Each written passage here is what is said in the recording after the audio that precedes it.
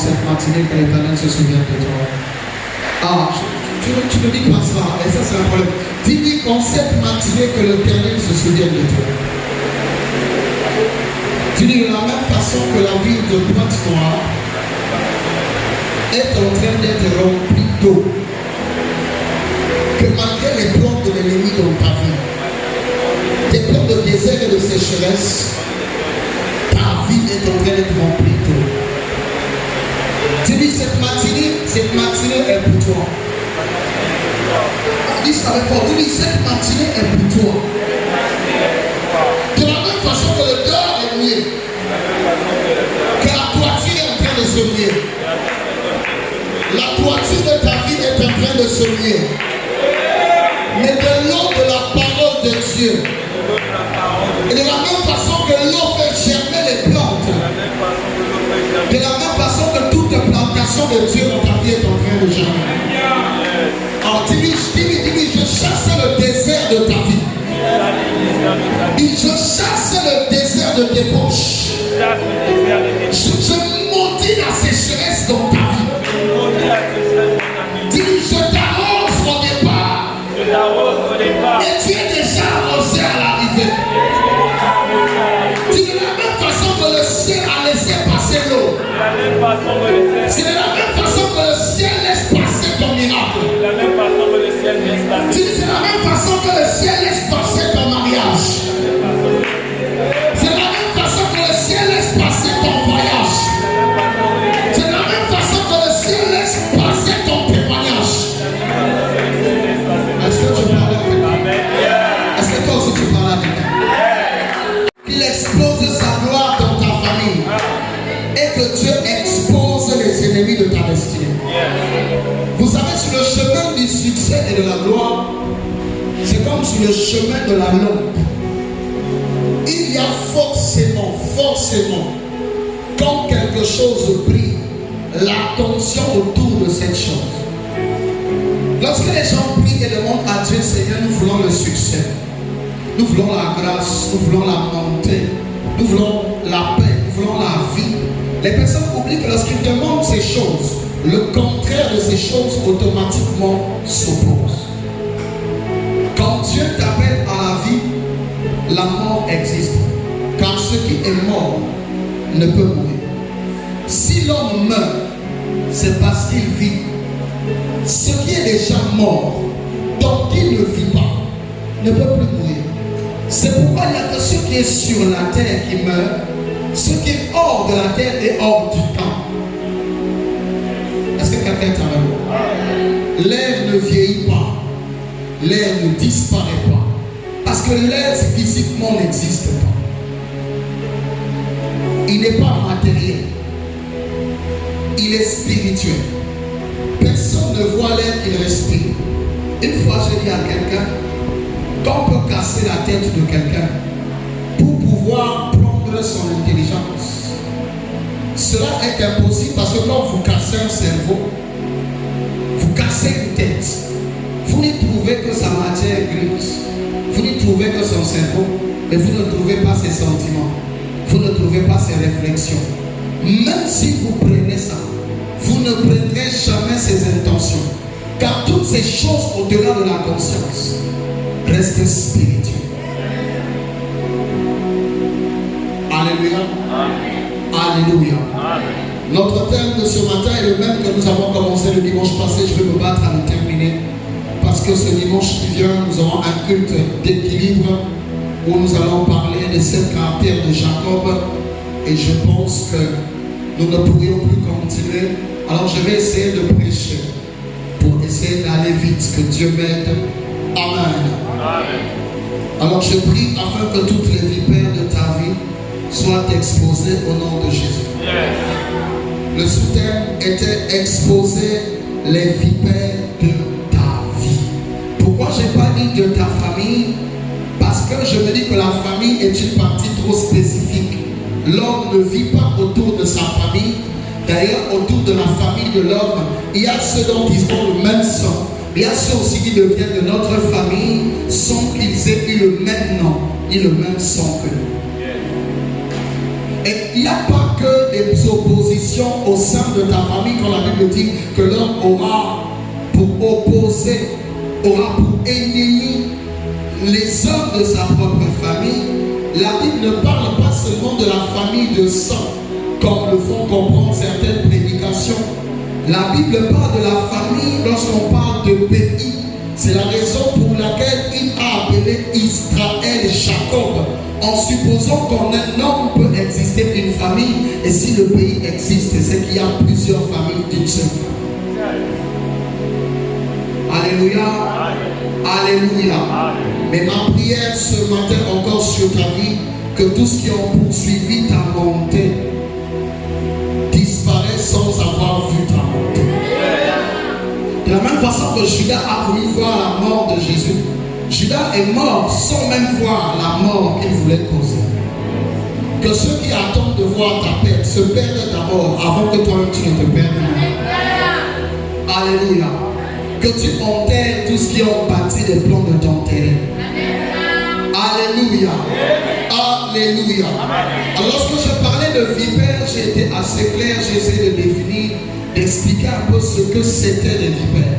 Et nous avons pris pour verset de base Actes chapitre 28 et je suis reparti dans le verset 27 pour expliquer certains paramètres spirituels que si tu ne comprends pas, le chapitre 28 ne te sert pas. Est-ce que je peux lire la parole au nom de Jésus? Actes chapitre 28, le verset 1 à 4, ce qui nous intéresse. Je lis au nom de Jésus. Après nous être sauvés, nous reconnûmes que l'île s'appelait Malte. Les barbares nous témoignèrent une bienveillance peu commune. Ils nous recueillirent tous auprès d'un grand feu qu'ils avaient allumé parce que la pluie tombait et qu'il faisait grand froid. Paul ayant ramassé un tas de broussailles, l'ayant mis au feu, une vipère en sortit par l'effet de la chaleur et s'attacha à sa main. Quand les barbares virent l'animal suspendu à sa main, ils se dirent les uns les autres, assurément cet homme est un meurtrier, puisque la justice n'a pas voulu le laisser vivre. Après qu'il était sauvé de la mer, Paul secoua l'animal dans le feu et ne ressentit aucun mal. Ces gens s'attendaient à le voir enfler ou tomber de mort subitement, mais après avoir longtemps attendu, voyant que rien ne lui arrivait, aucun mal, ils changèrent d'avis et dirent que c'était un Dieu. Alléluia. Yes. Est-ce qu'on peut acclamer le Seigneur? Ton acclamation m'agace. Ton acclamation me dérange. Est-ce que tu peux acclamer Dieu? Tu vois les gens comme ça. Quand on te donne 1000 francs pour aller attendre certaines personnes dans les bus saturés, parce que tu acclames. Est-ce que tu peux acclamer celui qui a fait tout soit acclamé ce matin? Acclamer celui qui veut souffrir pendant que tu dors. Acclamer celui qui t'a appelé à l'existence sans que tu me demandes. Ici on parle de l'apôtre Paul qui arrive après que le bateau ait échoué, est arrivé dans une île qu'on appelle l'île de Malte. Dans cette île-là, ils ont été projetés parce que le navire avait dérivé. C'est le pourquoi j'avais lu avec vous le chapitre 27 où je vais repartir encore ce matin. Pour comprendre que l'apôtre Paul était en fait en partance pour Rome, où il était appelé à aller rencontrer le roi, qui était appelé à cette époque le César. Et pendant que l'Éternel lui a dit, va, que ton cœur ne soit pas troublé, il a été quand même emprisonné. Et on l'a mis dans un bateau. Et ce bateau, en partance pour Rome, va subir un coup en chemin. Et ils vont donc changer de navire. Le navire va continuer et va rencontrer une tempête que la Bible a appelée Euraculum. Alors, pourquoi la tempête ici porte un nom? Plus tard, je vais vous expliquer que chaque problème que vous avez a un nom aussi. C'est pour ça d'ailleurs, on ne peut aussi nommer que quelque chose non seulement qui existe, mais on nomme aussi quelque chose qui est personnifié. C'est le pourquoi dans la petite tempête qui a existé avant que Jésus n'arrive dans les terres de Gadara, Jésus a parlé à la tempête en lui disant, tais-toi. Ne peut se taire que celui qui parle. Et ne peut entendre et exécuter que celui qui entend. Ça veut dire que ce jour-là, Jésus avait prouvé aux apôtres que la tempête qui menaçait la barque pendant qu'ils dormaient avait non seulement des yeux, mais avait des oreilles et avait une bouche.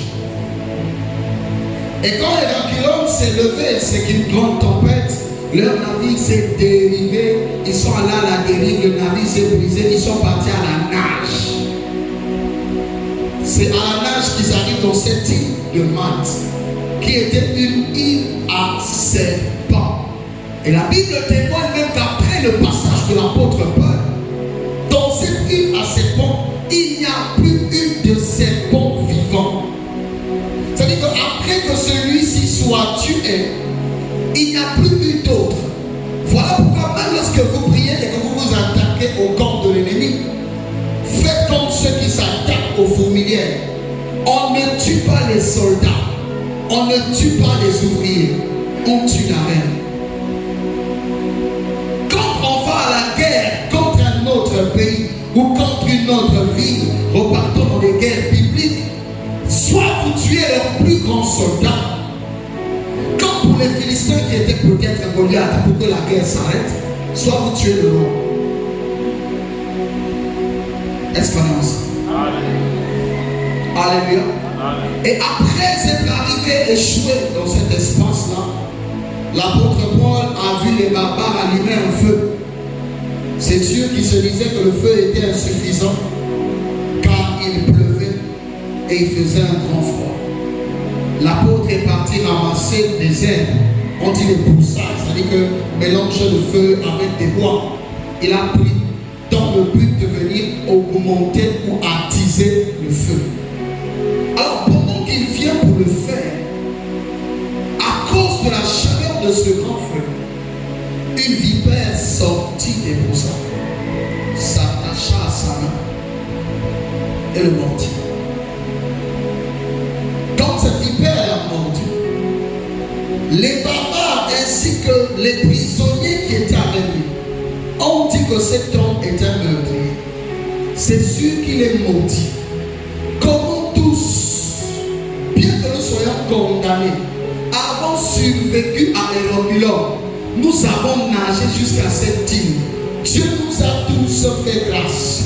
Comment se fait-il, lui, va se faire mort? Ça veut dire, la justice du ciel ne tolère pas sa présence et sa vie ici.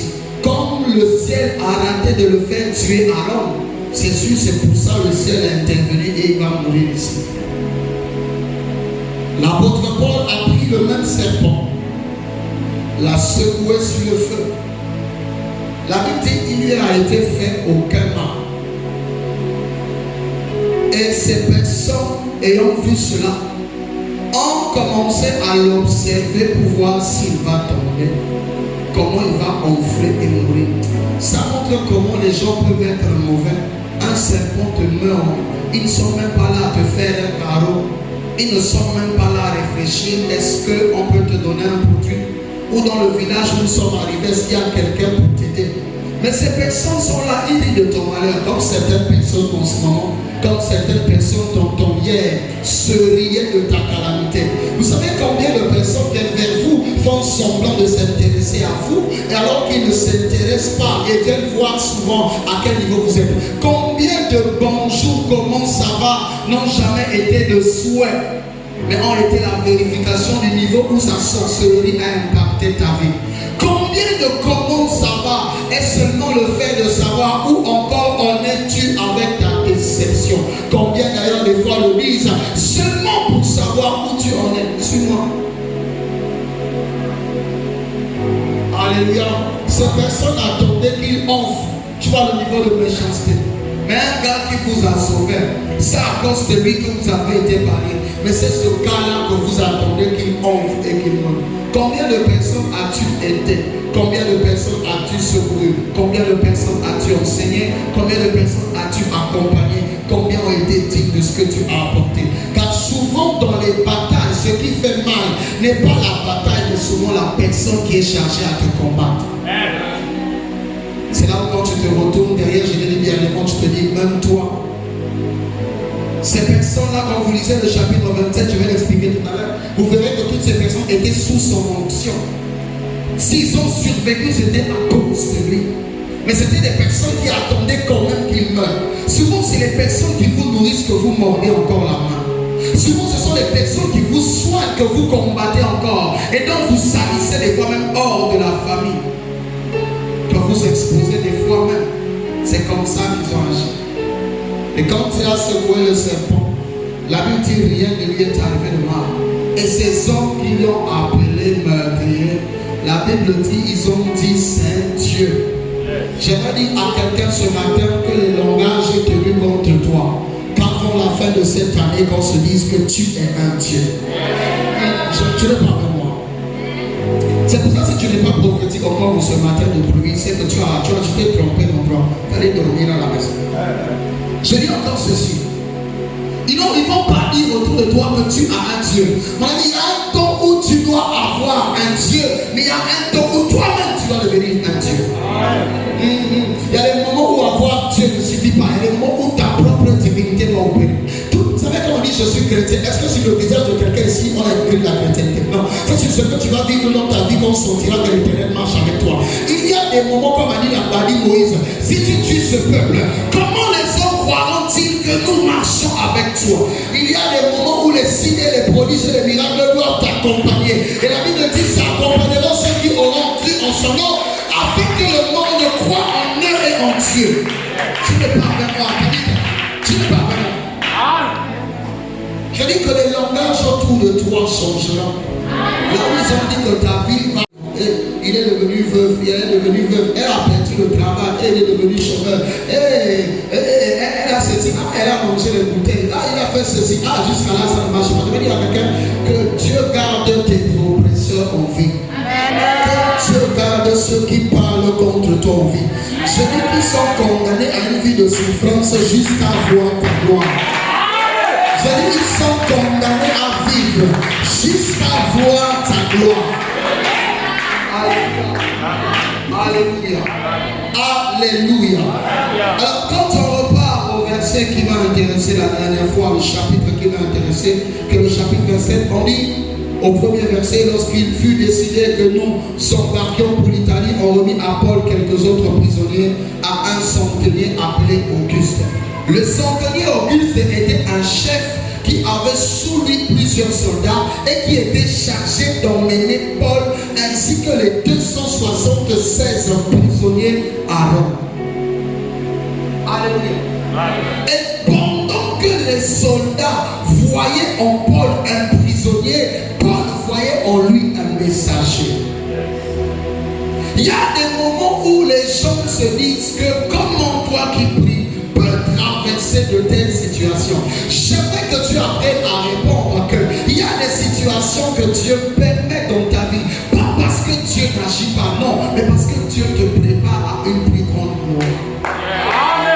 Il y a des moments où les gens peuvent traiter dans l'échec de malédiction, alors que des fois l'échec de Sarah ainsi que de Anne n'est que la préparation à une grande histoire dans le livre de vie. Tu n'es pas fait. Je dis que l'Éternel agrandisse ton histoire. Je dis que l'Éternel agrandisse ton histoire. Je dis que l'Éternel agrandisse ton histoire. Je dis que l'Éternel agrandisse ton histoire. Amen. Amen. Je dis que quelquefois que tu ne peux pas mourir. Et pourquoi tu ne peux pas mourir? Eh bien, c'est clair. Tu es un projet divin. Dans le plan divin. Le concepteur n'échoue pas. Si Dieu n'échoue pas, comment peux-tu échouer? Alléluia. Comment peux-tu échouer?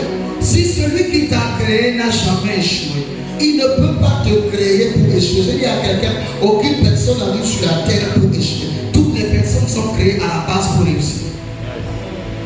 Je dis, toutes les personnes sont créées à la base pour réussir. Et la réussite, ce n'est pas forcément l'école. La réussite, c'est d'avoir saisi son domaine de compétences qui peut même des fois te surprendre, être à l'opposé de l'école. Est-ce qu'on est ensemble? Est-ce qu'on est ensemble? Une fois, quelqu'un m'a dit, pasteur, j'ai échoué au bac, ça fait 4 fois, je n'ai plus la force de continuer, je pense que ma vie est finie, parce que je pense que tout le monde deviendra des cadres sauf moi. Je lui ai dit, tu as peut-être échoué à l'école. Échouer à l'école n'est pas échouer dans la vie. Échouer à l'école et échouer à un domaine de la vie. Il y a certaines personnes ont été terre maintenant qui peuvent être des témoignages visibles ici, qui ont construit, mais qui n'ont pas fini par avoir BTS, qui ne sont jamais allés à l'université, mais qui ont des salaires qui dépassent 300, 400. Comment tu vas expliquer ça? Il y a même ceux qui ont gagné des millions pendant des années, mais qui n'ont même pas laissé un terrain, même en Djemou. Il n'y a pas. Alléluia. Que Dieu te fasse réussir même malgré toi au nom de Jésus. Que Dieu te fasse réussir là où les autres n'ont pas réussi. Que Dieu t'emmène à vivre la gloire de Dieu. Que dans tes temps d'humiliation, que une plus grande gloire te localise. J'aimerais à quelqu'un, lorsque tu traverses tes douleurs, comment te vois-tu? Est-ce que tu te vois toujours comme un enfant de Dieu? Ou tu te vois comme un échec? Beaucoup de chrétiens croient en la présence de Dieu quand les choses vont bien. Il faudra vous remarquer que souvent les témoignages et les adorations que nous recevons à l'église ne sont souvent qu'autour des gloires et des grâces. Il est difficile que quelqu'un témoigne Dieu pour le fait de rester en vie parce que dans sa vie ça ne marche pas. Les gens te diront même qu'est-ce qu'il y a à témoigner. Ben vas-y. Respirer est la plus grande victoire d'un homme. Car si on te prive de souffle, aucune des choses que tu as prévues ne s'accomplira. C'est pourquoi déjà quand tu vis, c'est la plus grande bataille que tu as vécue. Car il y a plus que toi qui, avant-hier, le mois passé, ce matin, sont en train de mourir. Donc quand Dieu te renouvelle le souffle le matin, dis-toi que tu as vaincu la bataille de la nuit et de la journée. Chaque jour est un combat, chaque nuit est un passage. Aller dormir ne veut pas dire que tu vas revenir le matin. C'est pourquoi quand nous partons de nous séparons, on ne se sépare pas avec l'intention de se voir. Si l'on se revoit le matin, c'est que l'Éternel a jugé bon. C'est mais tu verras quelqu'un qui vit être capable de traiter Dieu de tous les noms, de se traiter de tous les noms, seulement parce qu'il cherche le travail depuis 4 mois et puis ça ne marche pas. Maintenant, ceux qui attendent le travail depuis 4 ans font comment? Donne-moi la main. Si tu vas seulement te plaindre que Dieu ne t'a pas donné un enfant parce que ça fait 4 ans, ça fait 5 ans, on a dit, il y a ceux qui ont attendu 10 ans et puis Dieu les a donnés. Je n'ai pas dit que c'est ton cas, mais il y a ceux qui sont arrivés là. Voilà, chaque fois que tu vas échouer par ton manque de persévérance, ne crois pas avoir raison devant le trône de Dieu. Car Dieu prendra toujours à témoin une personne qui a réussi là où toi tu l'as abandonné. Chaque fois que tu te diras au Seigneur, il pleuvait tellement, c'est pour ça dimanche je suis pas à l'église le 15 octobre. Dans le livre de vie, l'Éternel prendra toutes les personnes qui sont là le matin pour dire qu'il y a un tel qui est arrivé. Chaque fois que tu diras à Dieu, Seigneur, je n'ai pas pu ci, je n'ai pas pu ça, l'Éternel prendra toujours à témoin quelqu'un qui n'a pas lâché là où toi tu as lâché. Et pourquoi avant d'avoir raison devant Dieu, assure-toi d'avoir pleinement raison. Donne-moi un amen. Amen. Le verset 3 dit, le jour suivant, nous abordâmes à Sidon, Judas qui traitait Paul avec bienveillance, permit d'aller chez ses amis et de recevoir leurs soins. Quand on a mis tous les prisonniers dans le bateau, le Julius Auguste, qui était le responsable des soldats, n'a pas traité Paul comme on traite un prisonnier. Il a traité Paul avec honneur. Et plus tard, vous lirez que même lui aussi a été sauvé. Vous verrez que dans ce bateau, tout le monde a survécu. Mais est-ce que Dieu connaissait tout le monde? Non. Dieu ne connaissait que Paul. C'est comme dans ta famille, il se peut que Dieu ne connaisse que toi. Mais à cause de toi, que Dieu fasse rentrer la vie. Il se peut que dans ton foyer, Dieu ne connaisse que toi. Mais à cause de tes prières, que tes enfants soient épargnés. Il se peut que dans ton emploi, dans ton travail, dans ton service, que Dieu ne connaisse que toi. Pour permettre que ton entreprise puisse s'amplifier et avoir des marchés. Il se peut même que certains de tes amis ne survivent qu'à cause de toi. Car là où il y a la présence d'un divin,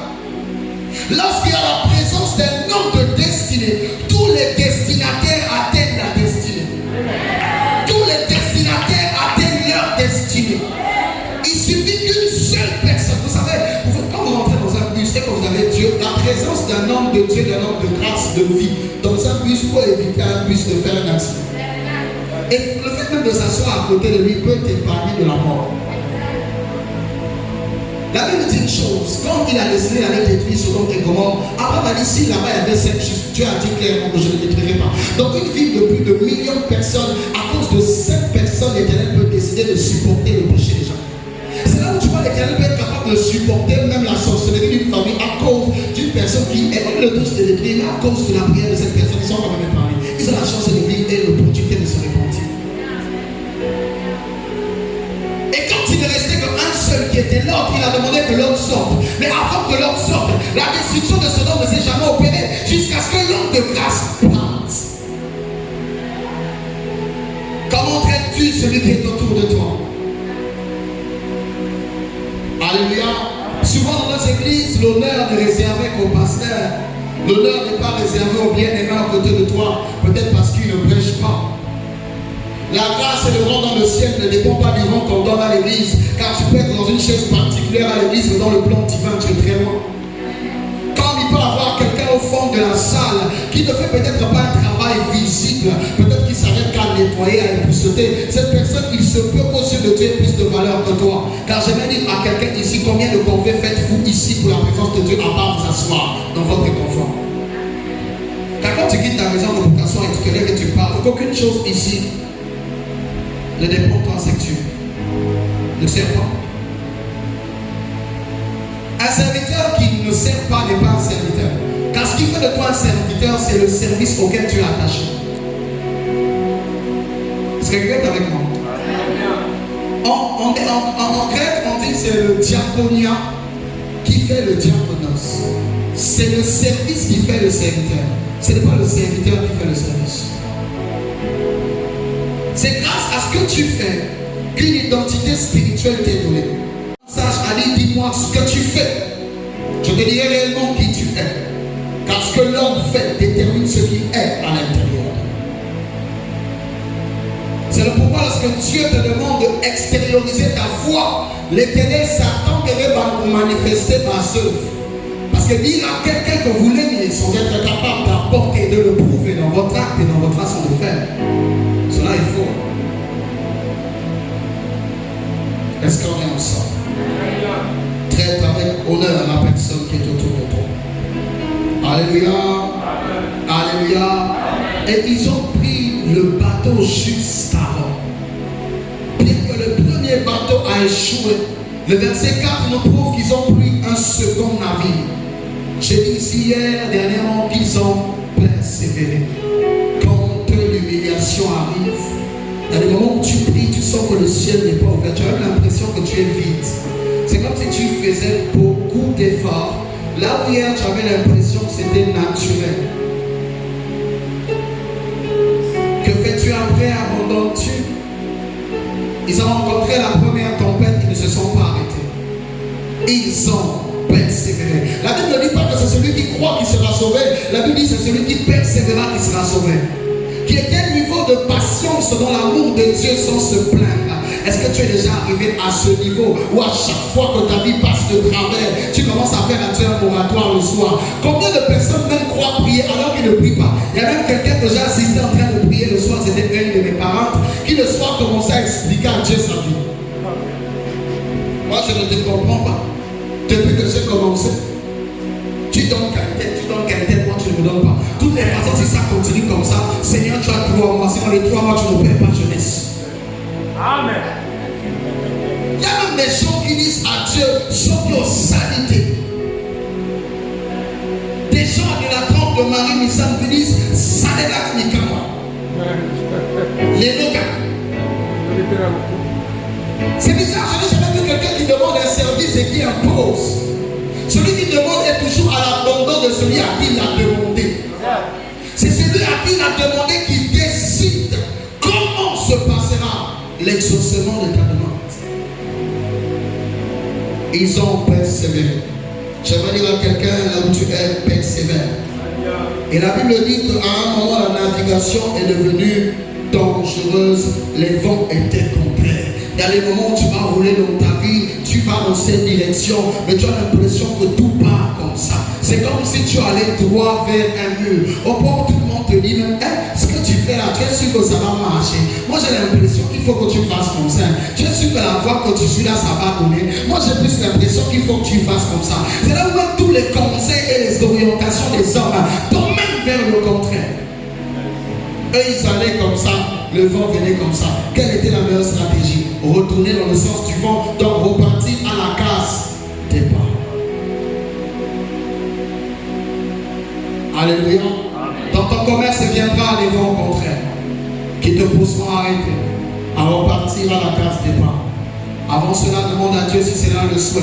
Car il y a des choses dans lesquelles normalement, tant que tu ne persévères pas, tu ne vivras pas la gloire de Dieu.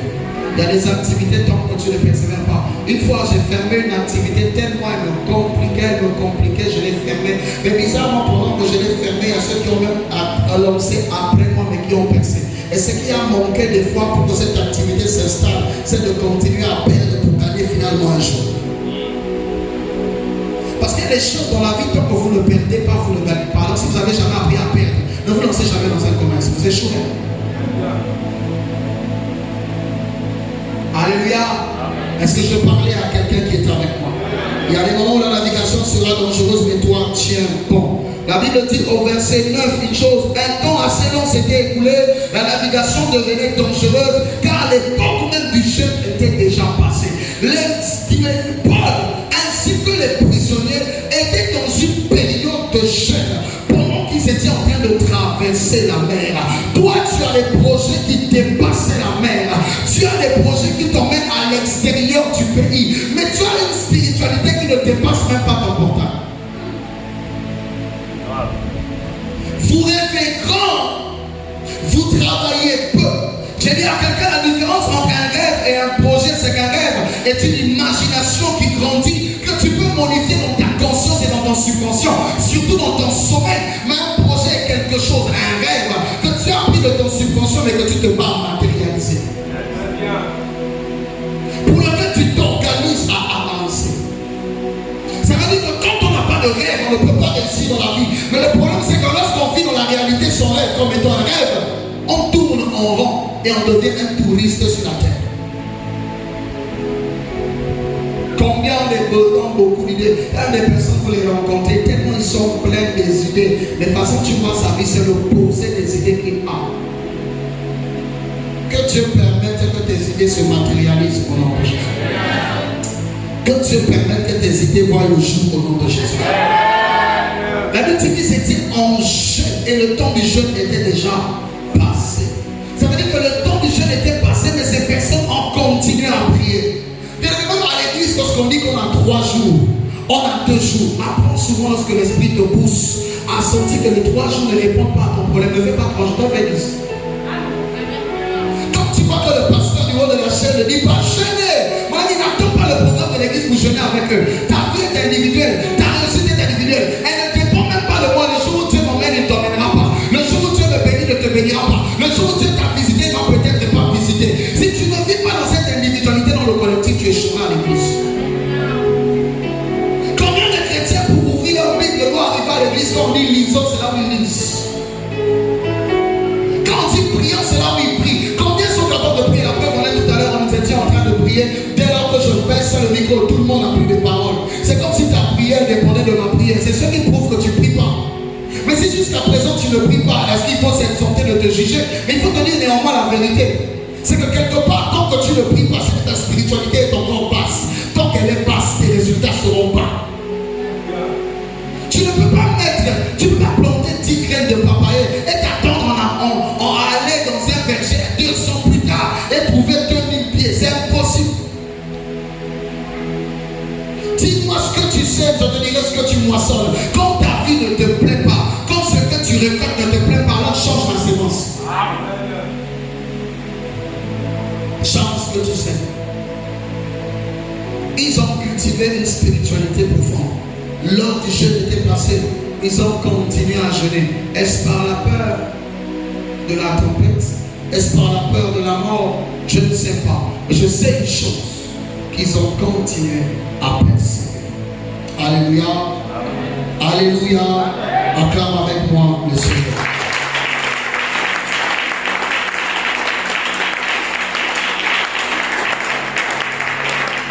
Et l'apôtre Paul a parlé à Julius. Il lui a dit qu'un ange m'a parlé, voici la direction que nous devons suivre. Du verset 15 au verset 20 du chapitre 27, vous lirez chez vous. Il n'a pas écouté Paul. Pourtant, il honorait Paul, mais il n'a pas voulu écouter Paul. C'est sûr qu'il se disait, qu'est-ce que toi tu connais en navigation? C'est vrai peut-être que tu es un homme de Dieu, mais qu'est-ce que tu connais dans la navigation? Si le capitaine dit, on va à droite, c'est qu'on va à droite. Paul les a dit, allons comme ça. Il a dit, jamais on ira comme ça. Je t'honore et je te respecte, mais je ne vais pas. Combien de personnes nous honorent et nous respectent, mais n'appliquent pas ce que nous disons? Combien de gens croient réellement que c'est Dieu qui parle au travers de ma bouche, mais combien prennent ce qui sort au travers de ma bouche et commencent à en faire une vie? Croire que Dieu m'a appelé, croire que tu es dans la bonne église ne suffit pas pour que tu sois sauvé. Est-ce que tu écoutes ce que je te dis? Être au bon endroit ne te fera pas gagner si tu ne fais pas la bonne chose au bon endroit. Beaucoup sont entrés dans Canaan mais n'ont pas voulu se battre contre les fils d'Anak. Ils ne vont jamais posséder la terre, même si tu arrives au port de Canaan. Alléluia. Et ils se sont entêtés, le bateau est allé à la dérive. Le bateau, la Bible dit clairement que le navire fut entraîné son pouvoir à lutter contre le vent. Et le verset 15 dit, nous nous laissâmes aller à la dérive. Il y a des moments où dans le navire qui est ta famille, dans le navire qui est ton environnement, dans le navire qui est ton espace, il y a des moments où la dérive va arriver. Sur la route de l'Italie, sur la route de Rome, tu vas rencontrer des vents contraires, tu vas rencontrer des situations humiliantes, tu vas rencontrer des situations qui demandent de la force et une spiritualité. Si Dieu n'existait pas, les témoignages n'auraient pas lieu en ces lieux. Si nous témoignons ce que Dieu opère, mais la question que tu vas te poser toi, pourquoi toi jusqu'à maintenant tu ne témoignes pas? Quand le système du bagage fonctionne à l'aéroport, quand la machine fonctionne, c'est que ton bagage, s'il était bel et bien dans l'avion, il finira par arriver. Mais si tu vois que ton bagage n'arrive pas, et qu'on ferme l'aéroport, c'est qu'on t'a volé. Beaucoup de personnes sont là, les autres témoignent, tu ne témoignes toujours pas. Tu vas te poser deux questions. Là, il faut que tu persévères. Si soit ton bagage est déjà volé, là, il faut que tu entres dans le combat spirituel. Mais combien de personnes savent même qui sortent des familles sorcières, qui sortent des environnements basses, qui sortent des lieux où les mangeurs de rêves existent, où les marchands de sable prennent des rêves. Mais combien de ces personnes se lèvent dans la prière? Ce que j'ai constaté à l'église, je le dis tout le temps, c'est souvent les gens qui ont plus de problèmes spirituels, souvent les très envoûtés, ceux qui n'aiment pas la prière.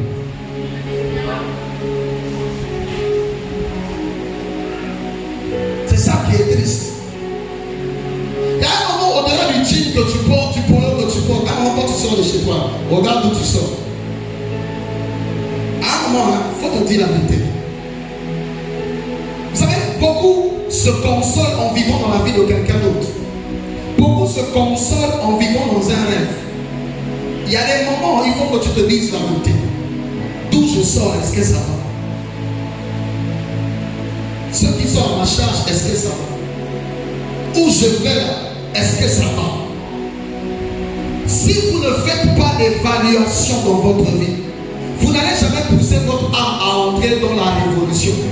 Et si jamais vous ne vous révolutionnez, vous n'allez jamais accéder au pont de l'évolution. Où en êtes-vous? Le bateau alla à la dérive. Et l'Aquilon était un vent très fort qui les avait fait perdre la direction. La Bible dit qu'ils étaient affamés. Ils n'avaient rien mangé depuis des jours. Ils avaient perdu espoir. Oui, il y aura des moments où tu perdras espoir. Quand tu montes, tu regardes, tu te dis, est-ce que tu opères encore? Une fois quelqu'un m'a dit, j'ai dit à quelqu'un, que les gens viennent. Que les gens viennent. Qu'un dimanche soit plein comme là-bas. Qu'il soit à la limite où vous êtes. Mon âme ne change pas. Mon cœur ne change pas. Ma motivation de tirer l'heure ne change pas. Pourquoi? Je reste persévérant sur l'objectif à atteindre. Parce que lorsqu'il t'appelle, il t'a montré Rome. Il a envoyé un ange pour te dire, ne crains rien, tu arriveras. Maintenant, si chaque jour tu arrives et que tu évalues ta vie en fonction de ce que tu vois, c'est que tu n'avanceras pas. La vie, la réussite n'est pas pour les hommes qui ont les cœurs des enfants. La réussite et la victoire sont pour ceux qui ont des cœurs de matures. Et un mature ne vit pas en fonction des temps et des circonstances. Un mature vit en fonction du temps de son projet. Amen. Tu n'es pas vraiment. Amen. Tu n'es pas vraiment.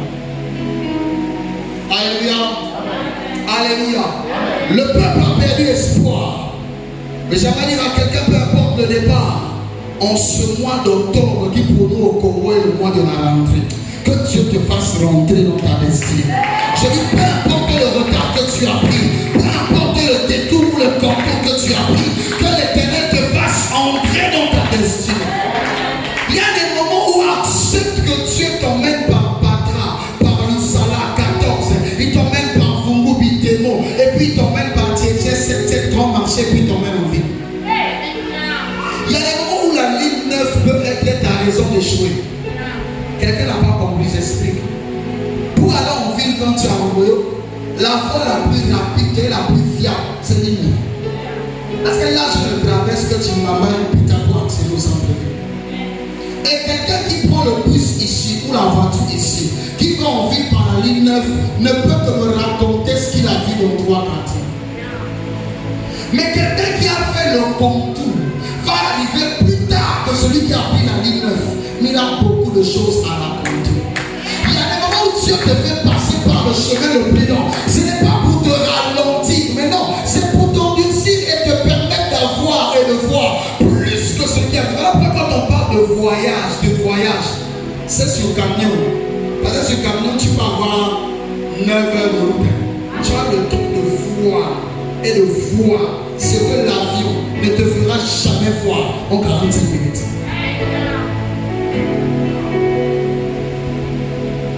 Est-ce que quelqu'un me comprend? Alléluia. Ton rédempteur est vivant, il se lèvera le dernier. J'aimerais dire à quelqu'un que Héraclum, la tempête, ne se lève jamais au hasard. Dans la vie d'un enfant de Dieu, apprenez à être spirituel. Vous savez, à des moments quand vous avez des problèmes dans votre vie, ne cherchez pas rapidement les solutions physiques. Vous avez un défaut. Dès que vous êtes membre, moi aussi. Vos ressources dans qui sont les quelqu'un va manquer dans qui alors que l'origine d'un problème dans le il y a des situations qui te bouffent physiquement. Vous savez, il y a des gens qui sont pauvres physiquement seulement parce qu'ils n'ont pas trouvé les ressources, seulement parce qu'ils n'ont pas trouvé d'emploi, seulement parce qu'ils ne se sont pas lancés dans quelque chose. Donc tant qu'ils ne sont pas dans une activité constructive, tant qu'ils ne sont pas dans un business, dans un emploi, c'est normal. Ça veut dire que le jour où il se décide de commencer quelque chose, il peut alors petit à petit sortir. Mais il y a ce qu'on appelle l'esprit de la pauvreté. Mon ami, ça même si tu as travaillé au gagne 1 million, tu es souvent pauvre. Amen. Quelqu'un n'est pas vraiment. Amen. Hein? Donne-moi la main. Amen. Maintenant, il y a 2 types de pauvreté. Il y a la pauvreté, quand je parle d'esprit, je parle de celui que le démon sème en toi. Vous pouvez gagner 10 millions quand vous êtes attaché et qu'un hôtel de pauvreté parle contre vous. Mon ami, tu peux avoir dans ta poche 10 millions, 15 millions, mais ne rien faire avec. Un jour, un homme était en train de dire à la télé, un journaliste, il a dit ceci: 1 milliard est égal à 1 million pendant 83 ans. Quand tu as 1 milliard, c'est que tu peux manger 1 million par jour pendant 83 ans. Maintenant, la question que je me pose, comment les politiciens du Congo, ceux qui sont en Afrique, au Gabon, je ne sais pas où là, choisissez seulement, où ils finissent par avoir 60 milliards, mais que le gars meurt et que même la 3e génération ne peut pas vivre. Amen. Comment ils font? Milliards ne se mangent pas comme c'est talent. Ça ne se mange pas comme les 200 000 que tu gagnes. Il y a quelqu'un qui va mourir dans la salle, je ne sais pas si je ne sais pas comme ça n'a pas dit. Alléluia. Quand tu sortais les sacs, mais le niveau de monnaie qui rentre avec toi, tu comprends même que la journée n'arrive pas à épuiser l'argent. Alléluia. Mais comment certains finissent par le devenir? Il y a 2 choses. Quand le diable te bénit, sa bénédiction se fait suivre des chagrins. Chagrin là, c'est esprit de pauvreté qu'on colle à l'argent qu'on te donne. Pour que jamais ça ne t'aide à construire quelque chose de constructif. Mais que ça te permet seulement de construire des choses qui peuvent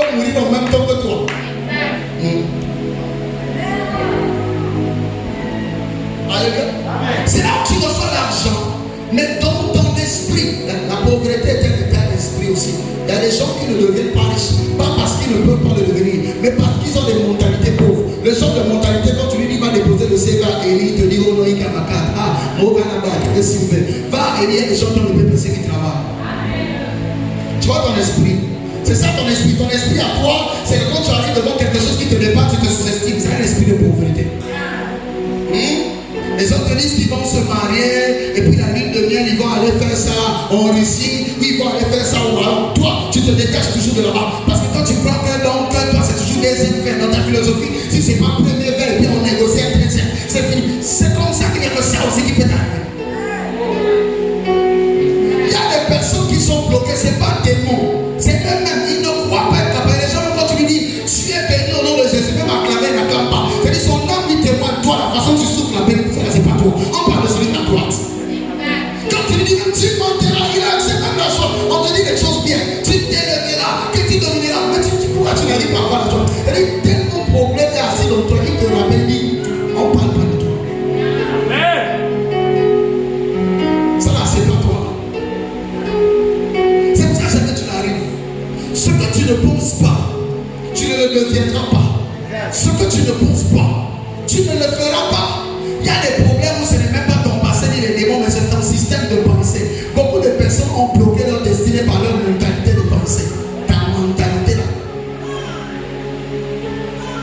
Alléluia. Comment doit-on atteindre l'excellence?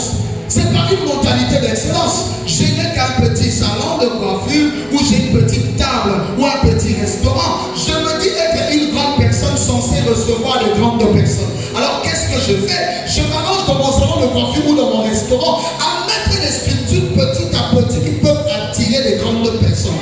Dans le début, c'est moi qui paye parce que j'ai investi. Mais après que la chose s'installe, c'est la chose qui est investie. C'est pour ça que depuis que tu as commencé dans le restaurant, tu es toujours demandé, ouais, il y a toujours une nappe, même mur, tu ne veux pas monter. Ventilo, tu ne veux pas mettre. Il y a des types de personnes, là, ceux qui achètent 3 plats et qui disent pas ta monnaie là, ils ne viennent pas dans lieu où il y a que plat. Donne-moi la main. C'est aussi pour ça là, ta qualité d'aller chercher les hommes toujours vers Vungu, Botan, Paka. Ça fera aussi toujours que tu trouves la même qualité que tu trouves. Tant que tu ne sors pas de ton quartier bizarrerie là, il y a des hommes qui ne sont pas bizarres. Mais que tu ne peux pas accéder et voir parce que tu es toujours dans ton cœur. Moi-même, je parlais. Toi, c'est seulement ça, Félix.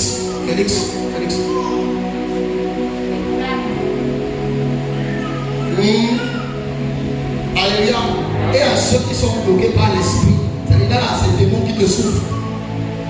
Et quand Dieu te bénit, cet esprit vient te nuire. Ça vient te donner le goût d'argent.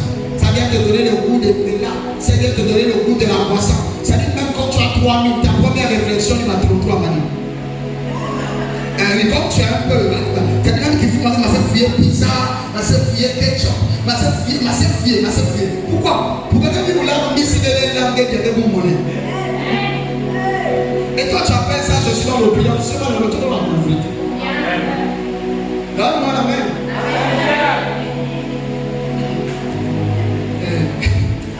J'ai dit ici il n'y a pas de riches. S'il y a des riches ici, là, maintenant là je prêche là, on serait dans une salle climatisée. Il n'y a pas. Le jour où il y aura riche ici, là, on va savoir. Donc on veut voir avant la fin de l'année. On acclame le Seigneur.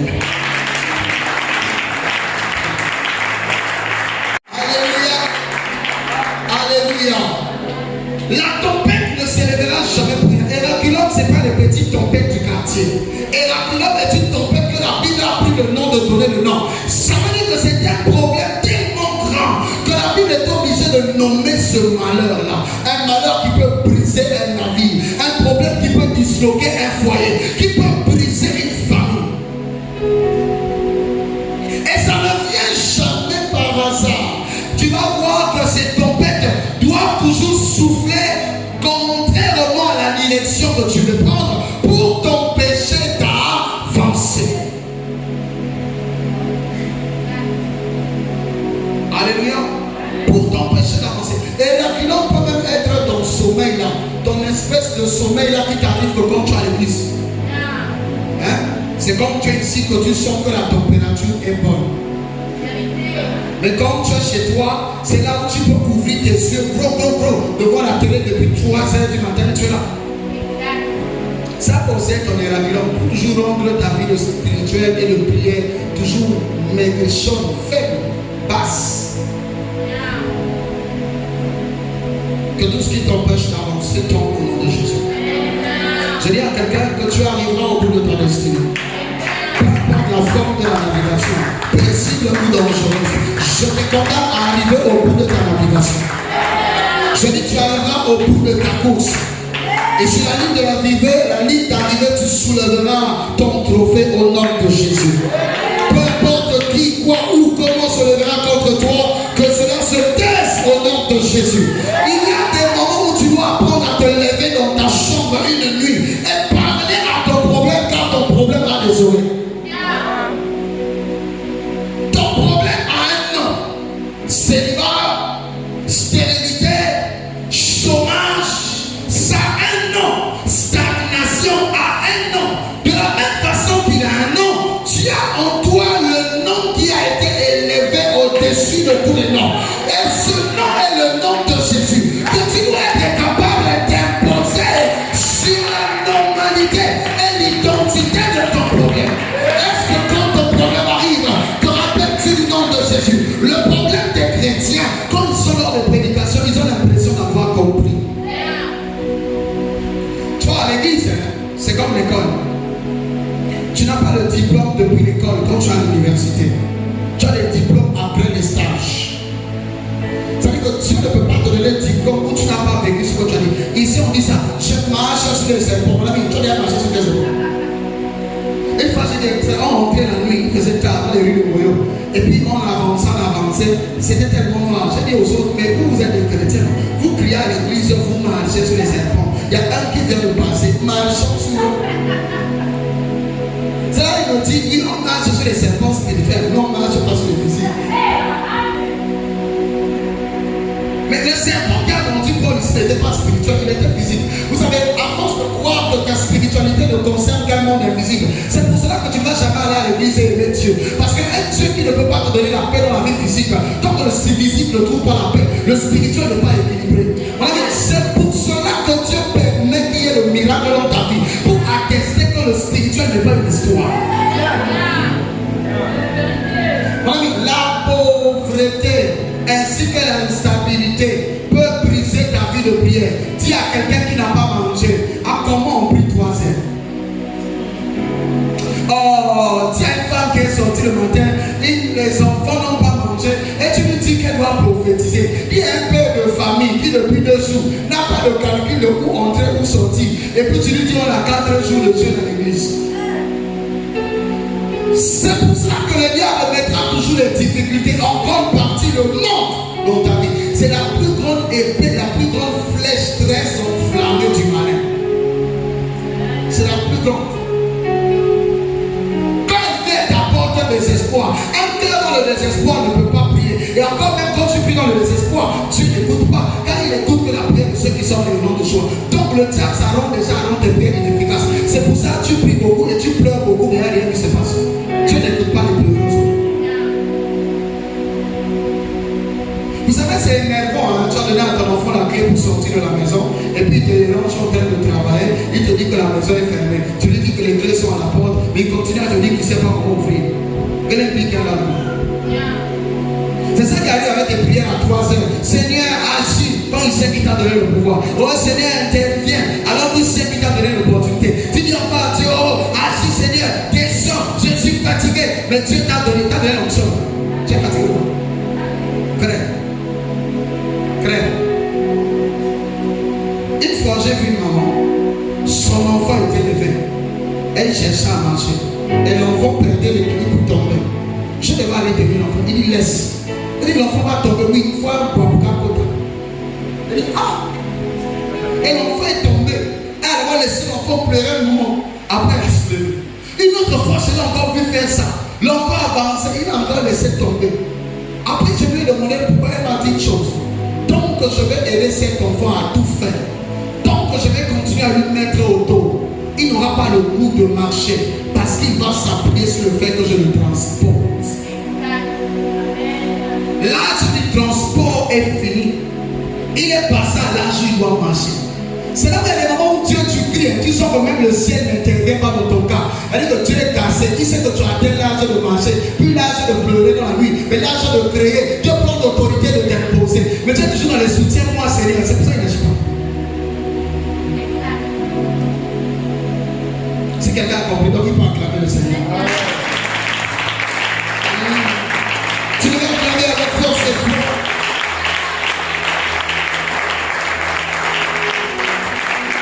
Alléluia. Ton vie pourra échouer, peu importe le lieu où tu tomberas. Celui qui ramasse et récupère te ramassera et va te récupérer pour te faire asseoir avec les grands dans ta destinée.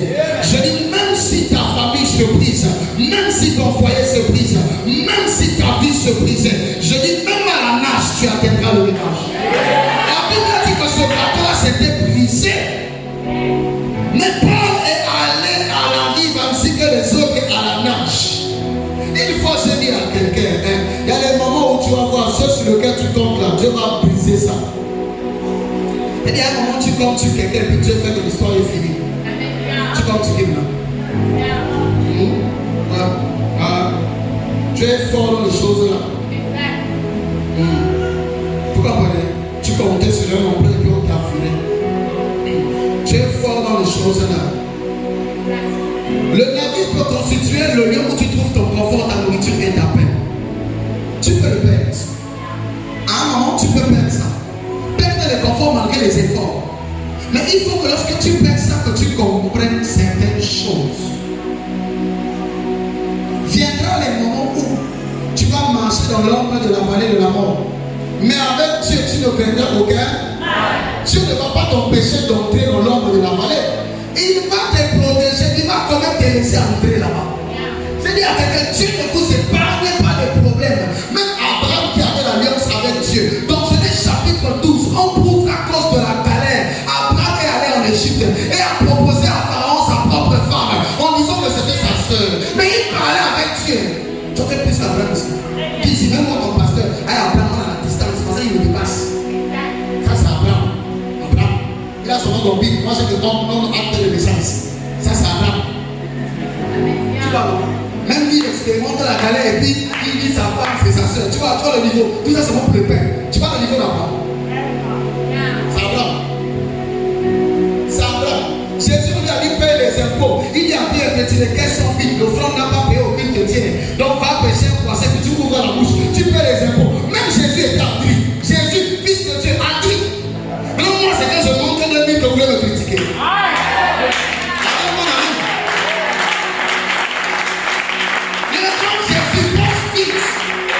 Jésus n'a rien. Il ressuscite les morts, mais les pensées sont vides. Il y a des moments comme ça. Ce n'est pas parce que tu as péché au bout. À des jours, il faut que tu acceptes l'ombre de la vallée de la mort. Il y a des moments où le bateau va se casser. C'est-à-dire que tu vas aller à la nage. Vous savez, il y a certaines situations que Dieu t'apprend aujourd'hui. C'est pour te préparer à ce qui va t'arriver demain. Tu n'as encore rien vu. Tu dis, tu vois que tu as fini de souffrir. Tu dis, tu n'as encore rien vu. Et pourquoi là, quand tu te dis ça, il y a quelqu'un qui dit, c'est parce que tu souffres. Est-ce que je peux être vrai? Personne ne souffre ici. Il y a souffrance et souffrance. Il y a souffrance et souffrance.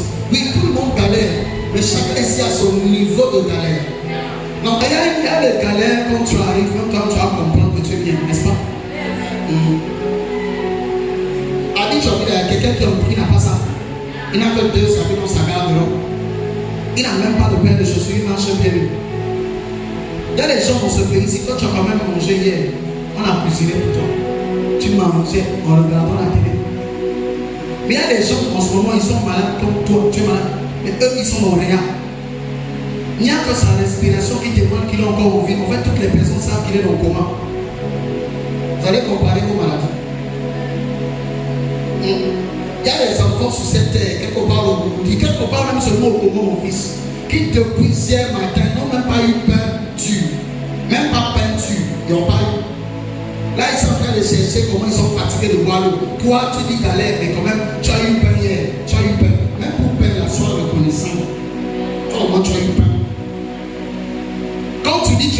c'est parce que tu as mangé un manioc. Il y a des gens qui ont un manioc, ils vont gâter. Le problème qu'il y a fait à côté de la soupe. Donc, moi, je te parle. Belle de fois, Christmas, de deuxième ou deux. Elle n'a pas Christmas, it's on news. Il y a quand même si vous êtes à Tikobina, Mas, Angola. Amas. Donne-moi la main. Viendra les moments pareils. Quand chez eux, et l'ambulance s'est levée dans des moments pareils, mais ils sont survécus. J'aimerais dire à quelqu'un que tu ne paieras jamais. Dans le verset 22, on dit, Paul a dit, il y aura des dégâts dans le navire, mais personne ne mourra. Parce que l'ange de l'Éternel lui était apparu pour lui dire que toutes les personnes qui sont dans ce navire, je les place sous ton manteau. Dans la cause de Paul, personne ne pouvait mourir. C'est le pourquoi Paul les a dit, malgré cette grande tempête que vous voyez dehors là, on va tout perdre de ce navire, mais personne ne mourra. Je vais dire à quelqu'un, oui, viendra les saisons, tu vas te blesser. Tu vas faner. Tes amis vont devenir comme des maillots. Peut-être même comme le drapeau, tu le porteras tous les jours. Mais j'aimerais dire une chose, tant que ton esprit est disposé, la gloire est possible. Le corps va se blesser, le corps va faner, le corps va se détruire. On dit tout autour de toi, même tes biens vont te lâcher, les gens vont t'abandonner. Ça va t'arriver. Si les gens qui ont mangé les pains de Jésus étaient au nombre de 7000, mais le jour qu'on a dit Barabbas c'est Jésus, les gars qui ont mangé le pain ont dit Barabbas.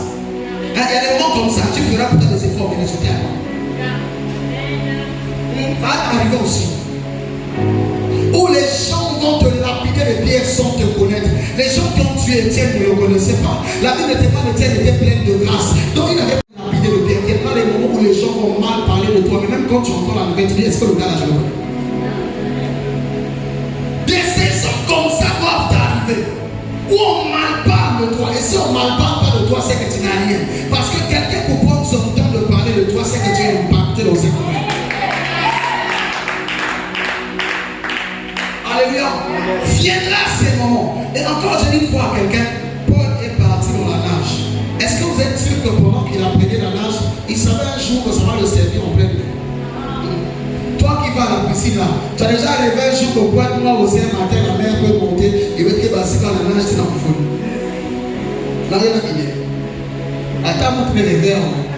Oui, Paul aussi, quand il allait à la piscine de Luna là, il payait ses 2700 pour entrer. Jamais il ne savait les nages à pied. C'est le fou. Il y a des choses où Dieu te fait passer aujourd'hui. C'est seulement pour te former, t'équiper à ce qui viendra demain. Il y a des choses que Dieu te permet de vivre maintenant parce qu'il sait qu'un jour tu seras peut-être un père de famille. Peut-être qu'un jour tu seras censé diriger une entreprise. Peut-être qu'un jour tu seras censé faire autre chose. Mais avant que tu n'arrives là-bas, l'Éternel t'équipe. C'est pourquoi l'Éternel permettra que tu aies certaines blessures, certaines douleurs. Parce qu'un jour peut-être qu'il fera de toi un pasteur. Mais si dans ton passage et dans ta jeunesse, tu ne prends pas le temps d'encaisser les coups et de te relever, c'est que tu fermeras l'église à la moindre tempête. Il y aura des jours comme ça, oui.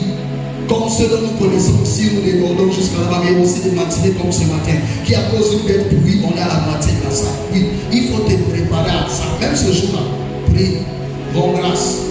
Vous avez un défaut dans votre vie, quand votre vie tombe un peu, il passe un peu de zone de turbulence, vous commencez automatiquement. Pendant que je chasse, tu chasses quoi?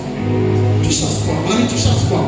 Quand tu as dit tu vas galérer 2 ans, même si tu viens dormir ici, chasse-moi galérer 2 ans. Alors, quand tu comprends ça, il y a des sacrifices que tu ne fais pas.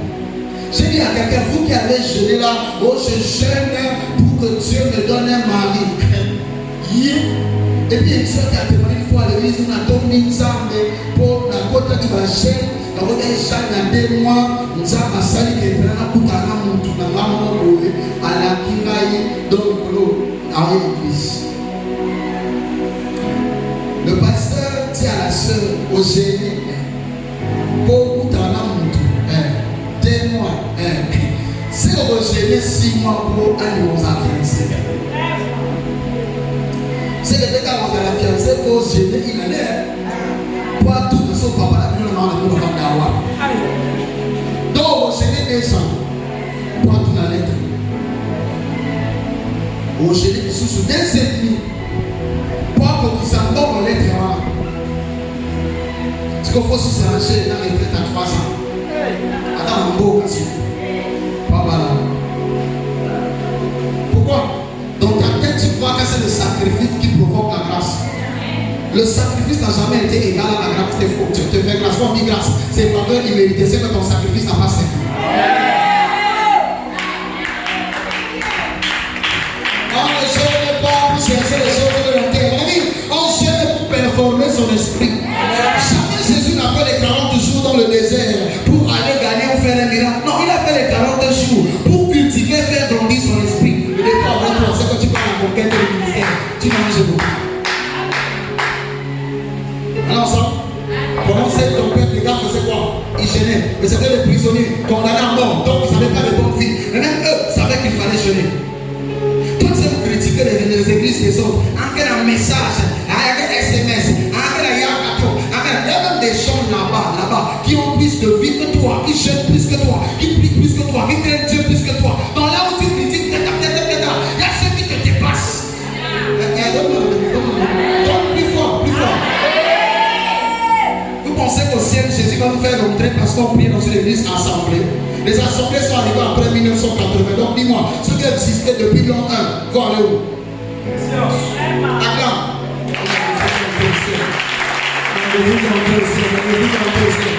Comme Jésus priait dans une église de rebelles, comme Paul priait dans une église de rebelles, comme Timothée priait dans une église de rebelles, c'est ça qui nous ont pris nous. Nous, c'est la bonne église. Pardon, pas les faux. C'est pas grave.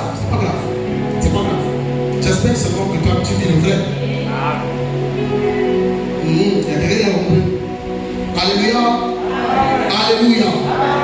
Alléluia. Il n'y aura aucune perte dans ta maison. Est-ce que je peux déclarer les paroles sur la vie de quelqu'un? Il n'y aura aucune perte dans tes activités. Là où le diable a percé, tout l'Éternel est en train de colmater. Là où le diable a creusé, tout l'Éternel est en train de mettre un pont. Je dis, il n'y aura pas de perte dans ton foyer. Il n'y aura pas de perte dans ta maison. Oui, la tempête peut souffler sur ta maison, mais personne ne mourra tant qu'il ne voit pas l'année qui vient. Personne ne mourra. Personne. Aucune des choses que tu as commencé à pratiquer, mon ami, va mourir avant même que tu entres dans la prochaine année. J'avais dit à quelqu'un qui a déjà perdu quelque chose. Le Seigneur est la résurrection et la vie. Et j'aime le fait qu'il soit la résurrection et la vie. Parce que la résurrection n'a pas sa place là où il y a la vie. Mais la résurrection a sa place là où les choses sont. Si Jésus est la solution, c'est parce que tu as un problème. Si tu n'as pas de problème, c'est que Jésus ne te sert à rien. C'est pour cela qu'il faut qu'il y ait un problème. Pour que toi, étant la solution à ce problème, trouve ta place et ton sens sur cette terre. Je dis au nom de Jésus, tu es la solution pour ton conjoint. Tu es la solution pour ton pays. Tu es la solution pour ta famille. Tu es la solution pour cette église. Si tu ne l'as plus dans ta main, que cela soit ta portion. Que cela soit ta portion au nom de Jésus.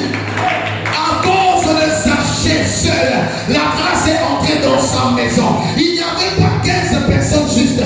Zachée était même païen, nouvellement converti. Lorsque Jésus arrive dans sa maison, il dit Zachée, ce soir même, la paix entre dans ta maison. J'aimerais dire à quelqu'un, applaudis de toi. La paix entre dans ta maison. Oh, on est dans une famille qui ne s'entendent pas. Dieu va créer une situation qui va réunir les membres de ta famille. Je dis, on est dans une famille, la sorcellerie règne. Je dis, Dieu va créer une situation où la chrétienté par la prière va s'établir. Alléluia. Est-ce que quelqu'un est avec moi?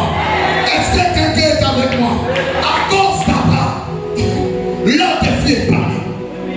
À cause des noms, je dis à cause de tes prières, tes enfants auront une vie doublement meilleure que la sienne. Je dis à cause de tes prières, même tes petits-fils parleront de mamie, parleront de papy, écouteront l'héritage que sera laissé. À cause de toi, à cause de Paul, 276 prisonniers païens ont été appelés à la vie. Qu'ils prient dans ta famille, qu'ils ne prient pas, qu'ils soient chrétiens ou pas, mais tant qu'il est dans ta lignée, que l'Éternel descende de sa grâce. Que l'Éternel descende de sa grâce. Que l'Éternel descende de sa grâce. Que l'Éternel descende de sa grâce. Au nom de Jésus. Alléluia. Alléluia. Est-ce que quelqu'un peut me dire Amen? Est-ce que quelqu'un peut me dire Amen? Que Dieu active en toi les nouvelles capacités. Que même là où le navire que tu avais est entré dans l'eau et immergé, que Dieu te garde étanche. Tu nageras. Mon ami, même avec 2000, tu feras les 20 promesses. Tu n'es pas vraiment. Je dis seulement avec le peu que tu as, tu nageras. Je dis tu nageras. Tu nageras et atteindras les extrémités. Avec le peu de relations que tu as, l'Éternel te fera nager. Avec la modeste famille dans laquelle tu es sorti, ça sort d'une famille modeste, mais ça n'a pas empêché sa montée. C'est le pourquoi je crois, si ça a été fait pour certains, ça veut dire que la méthode existe et ça sera fait aussi pour toi. Peu importe d'où tu sors, cela ne définit pas ton avenir. Je déclare que le concepteur de ta destinée est en train de t'emmener là où aucune personne autour de toi, dans ta hiérarchie, n'a accéléré. Que l'Éternel t'emmène à une hauteur qui surprendra le langage des hommes. Alléluia. Que même si tu tombes dans l'eau, aux profondeurs de l'océan, que jamais tu ne perds de l'oxygène, car Dieu de Jonas enverra un poisson pour t'avaler et t'emmener au rivage. Là où les hommes t'abandonneront dans l'eau, je crois au poisson géant qui t'emmènera là-bas. Dieu touchera un païen, Dieu touchera un étranger. Mais je sais que ton projet est financé. Je sais que ton voyage est acté. Est-ce que quelqu'un peut me dire Amen? Dieu le fera. Là où même les hommes n'interviendront pas. Comme dans la fosse au lion avec David, avec Daniel, je crois qu'il y aura un ange qui va arriver et qui va dire au lion, devenez sympa. Tu marcheras avec les lions, ils ne te mangeront pas. La Bible dit tu vivras même des breuvages mortels, mais jamais tu ne seras atteint. Je dis au nom de Jésus, peu importe le venin de vipère qui a circulé dans ton sang, Dieu désinfecte cela au nom de Jésus. Est-ce que c'est à toi que je parle? Il y a des moments où le naufrage sera vivant, où tes ennemis vont se lever. Vous savez, quand le naufrage a commencé à se passer, quelque chose qui m'a choqué. Les soldats ont dit à Julius, si le navire là échoue et que les prisonniers survivent, César va nous condamner. C'est pour ça que vous voyez que lorsqu'on parle de l'histoire de Paul et Silas en prison, quand ils ont prié, les murs sont tombés, Barthélemy m'a guéri et le soldat devait se donner la mort. Pourquoi? Quand les prisonniers s'échappent sous ton contrôle, c'est toi qui meurs à la place. Et les soldats, pour éviter la colère de César, avaient sorti les épées pour tuer tous les prisonniers. Il y a des moments où quand le diable ne t'a pas vaincu avec la tempête, c'est à l'intérieur du navire, quand à travers les gens du quartier, quand à travers les gens de ta vie, quand à travers les collègues de travail, le diable n'a pas pu te vaincre, il passe par les membres de famille, les gens qui sont dans le navire. Quand le ministère n'est pas brisé de l'extérieur, le diable fait rentrer les chevals de droit dans le système de l'ordinateur pour détruire. Vous verrez que la plupart de ceux qui détruisent les ministères n'ont jamais été les gens de l'extérieur, mais que les fils et les filles qui se répètent. On ne détruit pas un clan de l'extérieur, on détruit un clan de l'intérieur. C'est pour ça que tous les systèmes de sécurité de tous les pays ont ce qu'on appelle des espions, des personnes qui peuvent infiltrer et donc comme ces personnes, mais qui à la base ont un fond différent. La différence entre la branche et la vipère, c'est que la branche est allée au feu, mais la vipère s'est accrochée au bras. La branche, ce sont ces personnes que Dieu envoie autour de toi, des personnes qui peuvent t'aider à avancer. Ils sont même prêts à mourir pour toi, ils sont même prêts à se sacrifier pour toi, à aller au feu pour toi. Mais les vipères, ce sont des personnes qui amènent les problèmes, révèlent leur vraie nature. La vipère ne va jamais se sacrifier. Quand tu es marié à une vipère, mon ami, quand la galère arrive, elle montre son vrai comportement. Quand tu as un ami vipère, il se peut se montrer la honte à ta porte, ou quand tu suspectes de quelque chose, pour qu'il sorte son vrai comportement. Je savais, c'est pour cela, des fois, quand Dieu te voit monter vite, il voit que tu es mal entouré. Alors, des fois,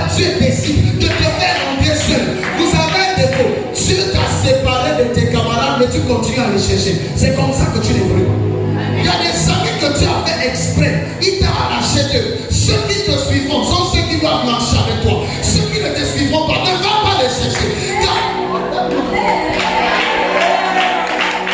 au moment où j'ai commencé avec ma chrétienté, je suis sorti nouvellement et j'ai commencé à avancer avec le Seigneur. Je prêchais, je modérais déjà. Donc j'avais déjà atteint un certain niveau. Mais après, j'avais tellement un ami qui était vraiment presque devenu mon meilleur ami, qui à chaque fois il fallait que j'aille le voir. Et chaque fois qu'on se rencontrait, c'était dans une carte dans le quartier où on allait de temps en temps se voir et discuter. Souvent c'était à la maison, souvent c'était chez lui. Mais à force d'aller le voir, en croyant que je devais le gagner par amour pour lui, j'ai commencé à boire avec lui. Par amour pour lui, j'ai commencé à sortir avec lui. Par amour pour lui, j'ai commencé à accepter en ma présence certaines choses que je jugeais compromettantes quand je prêchais.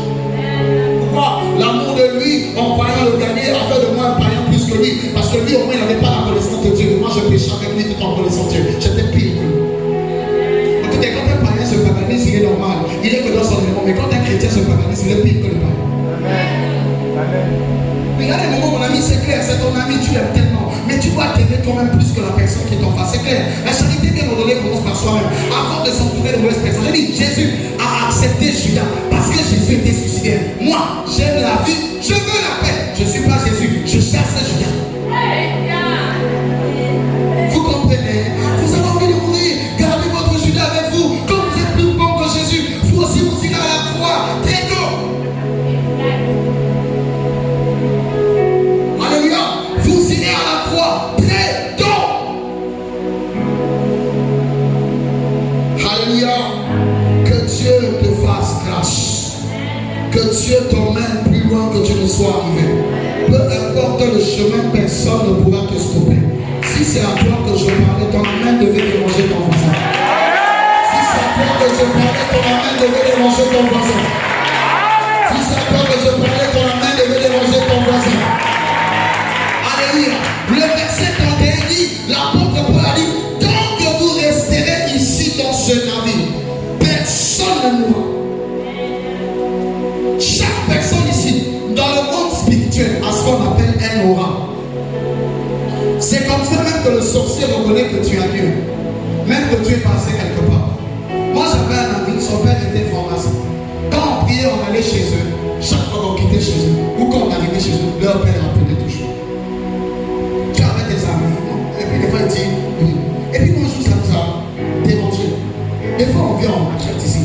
Comment ton père qui est au boulot sait que nous on est ici?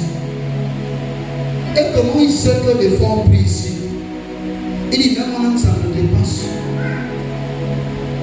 Alléluia. Sa parcelle était consacrée. Il y avait des démons qui protégeaient. Quand nous on traversait la ligne, c'est comme dans le système d'alarme, hein? Dans son esprit, ça sonnait intrusion, intrusion, à la maison, intrusion, intrusion, il appelle. Le diable, le monde des ténèbres est comme le monde technologique. Voilà pourquoi la science est la copie du monde des ténèbres. Parce que les scientifiques ne vont que dans le surnaturel pour y prendre ce qui existe déjà, mais dans une autre dimension. Parce que la vie que tu vois là, l'Atlantique là, c'est une ville 4 fois, 10 fois, 30 fois plus développée que la vraie terre. Voilà pourquoi les sorciers, quand ils deviennent sorciers, ils n'ont plus envie de vivre sur la terre. Ils n'ont même pas le souci de te manger pour exceller là-bas. Parce que le sorcier a compris que sur la terre, il peut à peine acheter grave grave. Mais dans le monde des ténèbres, il peut rouler limousine parce qu'il a seulement route. Donc dis-moi quel avantage. C'est pour ça que les sorciers, vous ne les comprenez pas. Ces personnes préfèrent dormir toute la journée ou toute la nuit parce qu'ils savent que là-bas, il y a une meilleure vie que cette terre ne peut pas l'offrir. Vaut mieux vivre dans une journée dans quoi la négocier ou dans caille, mais la sucre, il est monté de fait, fou la mort, la libaye, de toutes les façons, il n'est pas là-bas. Son corps peut souffrir, mais son esprit voyage.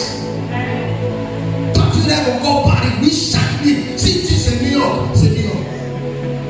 Si tu dis maintenant, on déplace à Brésil, avec place à Brésil. Ouais, la sorcellerie. Les avantages. Oh, la main. Les avantages. Alléluia. Alléluia. Tout ce qui était sus. Assez. Quand vous allez vous lever, c'est pour conclure.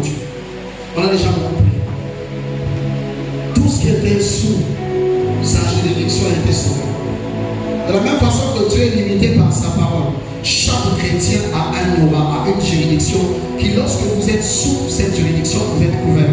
D'autres appellent ça le manteau, d'autres appellent ça le cercle de protection, d'autres appellent ça la zone de possession, d'autres appellent ça la juridiction.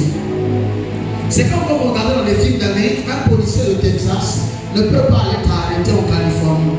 Non.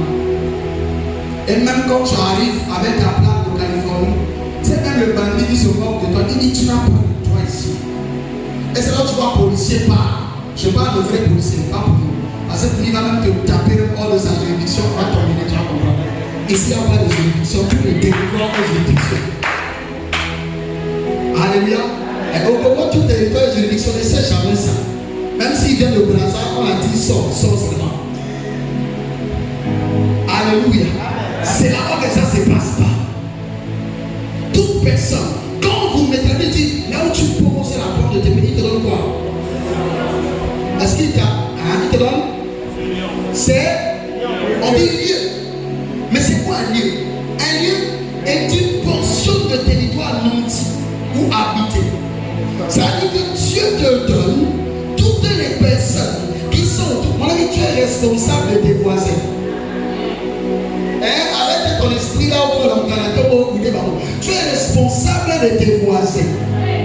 Il y a des quartiers qui vont commencer pour côté de Dieu m'a appelé ça, moto la boutou, seulement les moments qui ne attendent pas suivre la boutou, il faut pas le dire. Vous comprenez? À cause de ta présence même dans une maison, les gens peuvent trouver la paix. Il y a un moment où la maison de temps au quotidien. La zone là est sous la gouvernance et sous l'influence d'un esprit. Il y a quelqu'un qui opère et qui en a le droit. Voilà pourquoi vous ne pouvez pas sortir quelqu'un d'une prison satanique que vous n'avez pas possédée. Cher pasteur, arrêtez l'embellie. Tu ne peux pas. Voilà pourquoi avant d'abord même de sortir quelqu'un, tu dois posséder le géolique. Tant que tu n'as pas vaincu l'homme fort, tu ne peux pas débrouiller ce bien. Tu ne peux pas. Tu ne peux pas. Alléluia. Que l'Éternel te mette sous sa protection dans le nom de Jésus. Je dis que l'Éternel te mette sous sa gouvernance dans le nom de Jésus. Maintenant, nous allons lire les 3 versets de la fin. Tu vas te lever et on va lire ensemble. Nous allons au verset 28. Qui peut lire le premier passage? Qui peut lire? Nous avons 4 versets. 5 versets, rapidement. 28, qui peut lire? Tu lis le premier et puis tu t'arrêtes. On passe, vous lisez le deuxième, on s'arrête, on parle, on passe, vous lisez le troisième, on s'arrête, on parle, on passe et on clôture. Il est déjà 12h pile à la montre, si je ne me trompe pas, vérifiez la vôtre. Nous sommes donc au terme de ce culte, on a fait. Qui peut lire pour moi? Vous êtes sauvés. Nous reconnûmes que l'île s'appelait Malte. Il y a des moments où l'Éternel envoie son salut envers toi. Tu as reçu Jésus et il t'a sauvé. Mais qu'en marchant avec lui, que tu te rends compte que tu es dans Malte. Malte, c'est une île à serpents. La Bible dit qu'il vous envoie comme des brebis au milieu des loups. Qui vous envoie? Celui qui vous a sauvé. Pourquoi ne pas vous envoyer sur une plaine où il y a le vert pâturage et les eaux paisibles, comme le dit la citation du bon berger du psaume 23. Ce même bon berger, après les verts pâturages, ne te renvoie pas à l'enclos. Il te laisse dehors. C'est la partie que David n'a pas lu. Si David avait compris, il devait modifier ça. Et c'est là, l'Éternel est mon berger. Je ne manquerai de dire, il y a quelqu'un, quand tu dis l'Éternel est ton berger, est-ce que tu es sûr que tu es sa brebis? Oui, parce que si tu n'es pas sa brebis, tu l'appelles son berger, il est le berger des voisins, tu manqueras de tout. Jamais quelqu'un a quitté chez lui avec la maison, qui ne pas de nos voisins. C'est quelqu'un de vérité.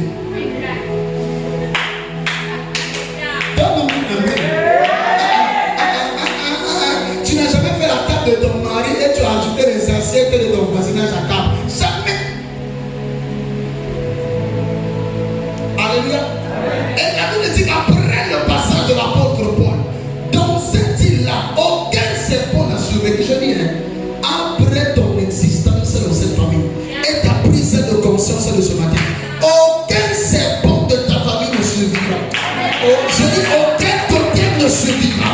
Aucun sorcier ne survivra. Tous s'étoufferont sous ta juridiction. Tous s'étoufferont par le feu de ton manteau. Tous s'étoufferont par le fait que tu sois présent. Car lorsque Paul a mis ses pieds dans Malte, c'est le ciel tout entier qui s'est déposé sur lui. Partout où tu pars, une garnison d'anges monte. Partout où tu t'assois, l'Éternel prend contrôle. Alléluia.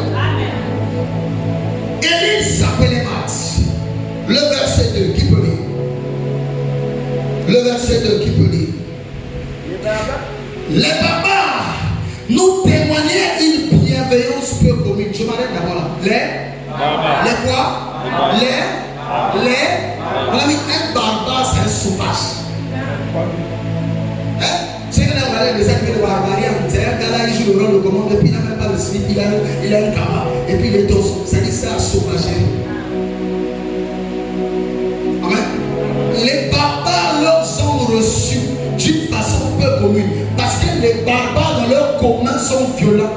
J'aimerais dire à quelqu'un, comme sur toi il y a le mandat de Dieu. Peu importe là où tu échoues, même si ce n'était pas à toi, ceux qui y sont sous toi. Quelqu'un n'a pas compris ça. Ton ami devait être ici. Il y a des moments, Dieu t'appelle, il te donne ton propre mari, ta propre femme. J'ai vu ça. Mais il y a des moments où il doit avoir un foyer qui se brise pour que tu aies ton mari. C'est la partie délicatement, on va le dire comment. Quelqu'un avec moi? Non, tu ne veux pas avec moi. Il y a des moments ton travail, l'entreprise peut se créer aujourd'hui. Tu as déposé CV, on t'appelle. Mais il y a des moments où il faut que quelqu'un perde son boulot pour que toi on t'appelle. Il y a des moments où la bénédiction de Dieu va faire le malheur de quelqu'un. Et toi tu t'en fous, tu avances. Il y a un certain égoïsme dans la bénédiction qu'il faut accepter. Tu n'es pas plus que Dieu. Tu es avec moi? C'est comme avec la sœur, non? Si Esther ne paie pas son foyer, plutôt si Vasti ne paie pas son foyer, Esther se retrouve où? Il n'y a qu'un seul poste de reine.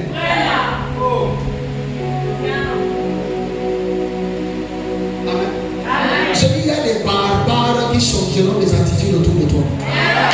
C'est-à-dire, même si le diable ainsi que les sorciers de ta famille se lèvent avec des paroles de sauvagerie sur ta vie, oh tu ne monteras pas, oh tu n'avanceras pas, oh tu resteras comme ça, oh tu n'as pour les dire, au nom de Jésus, ils te donneront une réception pour lui. Faut pas que le bambouda, il va se la patronne, il va s'en faire au yaya. Oui, c'est un quel de la gamme, toi, à ta lettre, moi, au bébé yaya. Quel de ma yaya, donne-moi la main.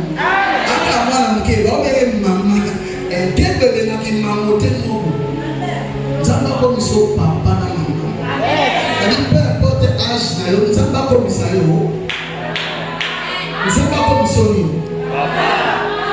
les barbares changeront de l'élance. Ils te recevront d'une façon peu commune. Il faut que les sorciers de ta famille témoignent que tu, pas que tu as Dieu, mais que tu étais Dieu. C'est-à-dire que on n'a pas dit qu'il avait Dieu, on a dit qu'il était Dieu. Oui, la Bible dit dans le psaume 89, je pense que bienveillamment au verset 6, ne savez-vous pas que vous êtes des dieux, mais néanmoins vous mourrez comme des hommes. Pourquoi? Parce que vous vivez comme des humains. Mon ami, tu n'es pas un humain. Oui, tu as un corps, mais tu n'es pas un humain. La spiritualité pour le scientifique n'est pas appelée le surnaturel, il est appelé la paranormalité. Oui, un chrétien doit être mystique, doit être paranormal. Donc, il doit ne pas être clair. Oui, comme tout le temps on te dit parce que tu es clair, c'est que ça ne marche pas. C'est là que tu remarques que tu dors. L'oncle là, quand il te voit, il te dit toujours que moi, tu as la vérité bien. C'est comme les gens qui savent que quand tu es là, tu as la salle, tu es là, tu es là, c'est sûr que quand tu vas se séparer la moitié. Ah oui. Il y a des gens qui te combattront sans raison parce que tu ne sais pas. Des fois tu passes dans ta vie, il y a un gars, il est très grand, très vieux que toi, mais il te salue, tu n'as jamais fait l'armée. C'est parce que la Bible a croisé les soldats qui l'ont fait ça. Donne-moi un amen. Quand tes anges passeront tes voisins vers l'intention.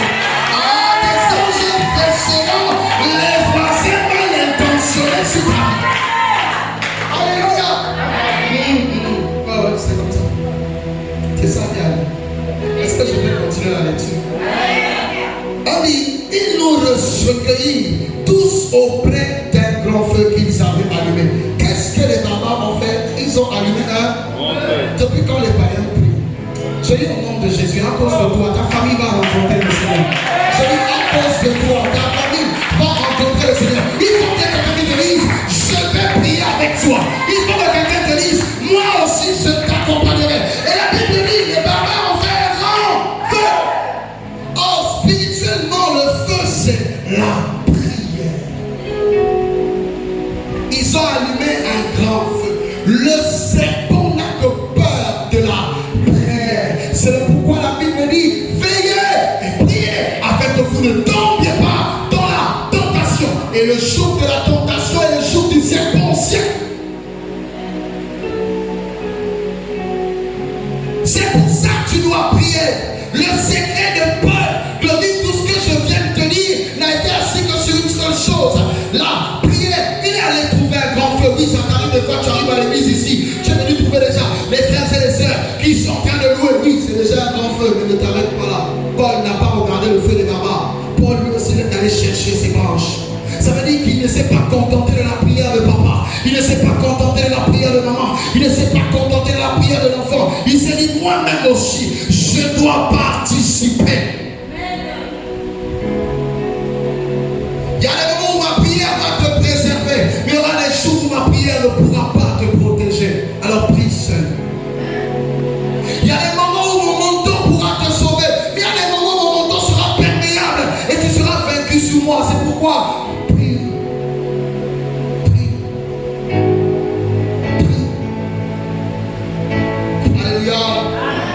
Alléluia. Paul savait que cela devait finir par s'éteindre.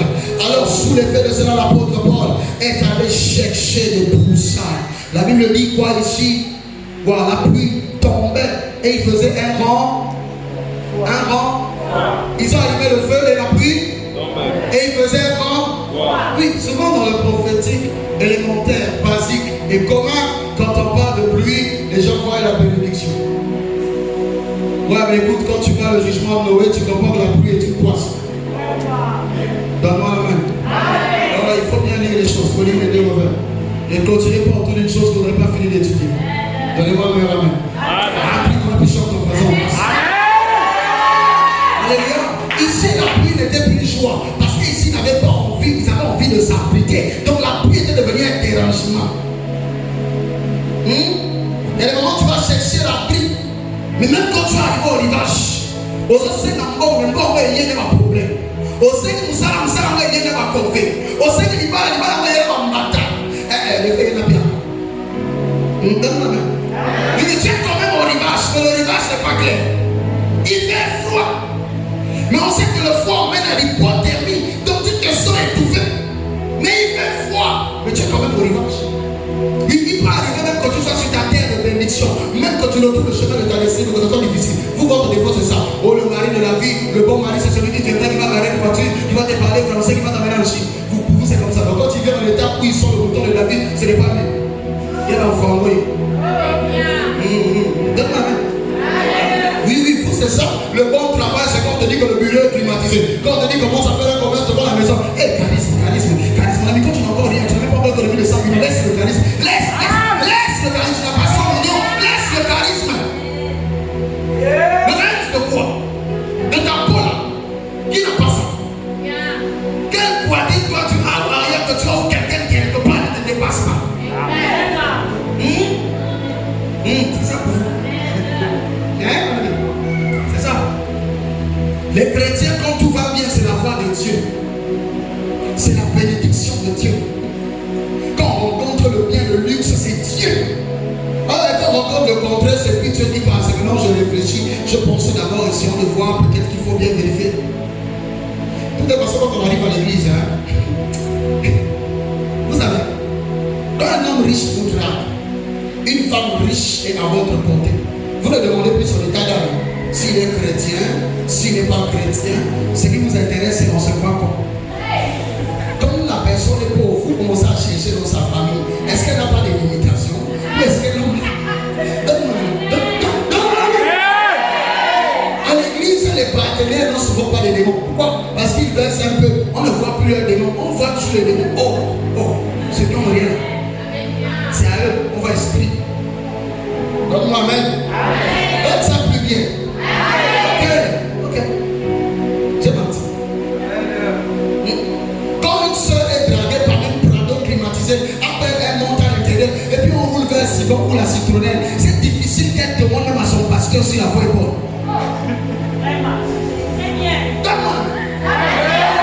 Quelqu'un d'aléatoire, ça au papa, on dirait qu'il y a une histoire, il faut d'abord voir. Va intervenir dans un foyer où il y a le lait et le miel, la personne mange, et tu lui dis laisse. Si la personne ne va pas dire que tu es con. Vous voyez? Est-ce que je pouvais bien parler? La pluie aussi peut être cette bénédiction qui tue ton feu. Parce que vous savez, quand il y a le feu et qu'il pleut, le feu s'éteint. Le seul feu qui résiste à la pluie, c'est le grand feu. Le grand feu, c'est la spiritualité profonde. Ah oui, arrête le système de tous les jours, tu as notre Père Dieu aux cieux, que ton nom soit sanctifié. Après 6 ans de vie chrétienne, tu as toujours que ton règne vienne, que ta volonté. Il y a des endroits où le règne de Dieu était venu depuis, mais c'est toi qui n'as pas la clé. Et dans notre Père, la prière n'existe pas. Vous comprenez? Ce n'est pas une prière, notre Père est une méthode. Et apprends à prier. C'est pour ça que les apôtres ont demandé à Jésus, enseigne-nous comment prier. Il leur a donné la méthode, mais ils n'ont pas de prier comme ça. Est-ce que devant le paralytique, Pierre est sorti, notre Père qui est aux cieux, que ton soit sanctifié, que ton règne vienne et puis tu te lèves? Il n'y avait pas ça. Hein? Il n'y avait pas ça. Il a prié. Jésus devant le Père n'a pas dit notre Père qui est aux cieux, que ton nom soit sanctifié, ma petite fille, il n'a pas dit ça. Est-ce qu'on a ça? Il n'a pas dit ça. La bénédiction est une chose qui tue les chrétiens. J'ai dit que la vipère était un reptile de la famille des vipéridés et la vipère a 4 lieux d'habitat. J'avais dit que la vipère vit en altitude jusqu'à 3000 mètres pour bouffer les œufs d'aigle. Si c'est toi l'aigle et les œufs sont tes projets, la vipère te suivra même dans ton altitude. Mon ami, dans ta montée, fais attention de qui monte avec toi. Souvent ceux qui montent avec vous sont ceux qui vous feront tomber. La vipère aime les lisières, là où il y a l'eau et la boue. La vipère se manifeste beaucoup dans la vie des sorciers, se manifeste beaucoup dans la vie de ceux qui vivent dans le mélange. Tantôt ils sont dans l'eau qui est la parole, tantôt ils sont dans le sable qui est le symbole du péché. Ils vivent aussi beaucoup dans les forêts denses, comme dans les broussailles que l'apôtre Paul allait soulever, parce que la forêt est dense. Ils vivent souvent dans la vie de ceux qui sont occupés, car souvent vos occupations, votre travail, votre commerce, vous prend tellement de temps que vous n'avez pas le temps de prier. Quelle sorcellerie tu fais de 7h à 18h et tu pries pendant 30 minutes, tu parles. C'est quoi ça? Je suis chrétien. Tu vas au boulot pour aller travailler, tu coupes le sommeil à 5h. Si c'est moi qui avais dit culte matinal ici, on ne te verrait pas. Mais on te voit 4h30, 5h30, tu es à l'arrêt de 12 minutes, on t'amène soldat et tu attends de gagner des peines qui ne te permettra même pas de mettre au lâche ta famille. Vous n'allez pas parler transpirer pour un blanc. Ou pour un noir.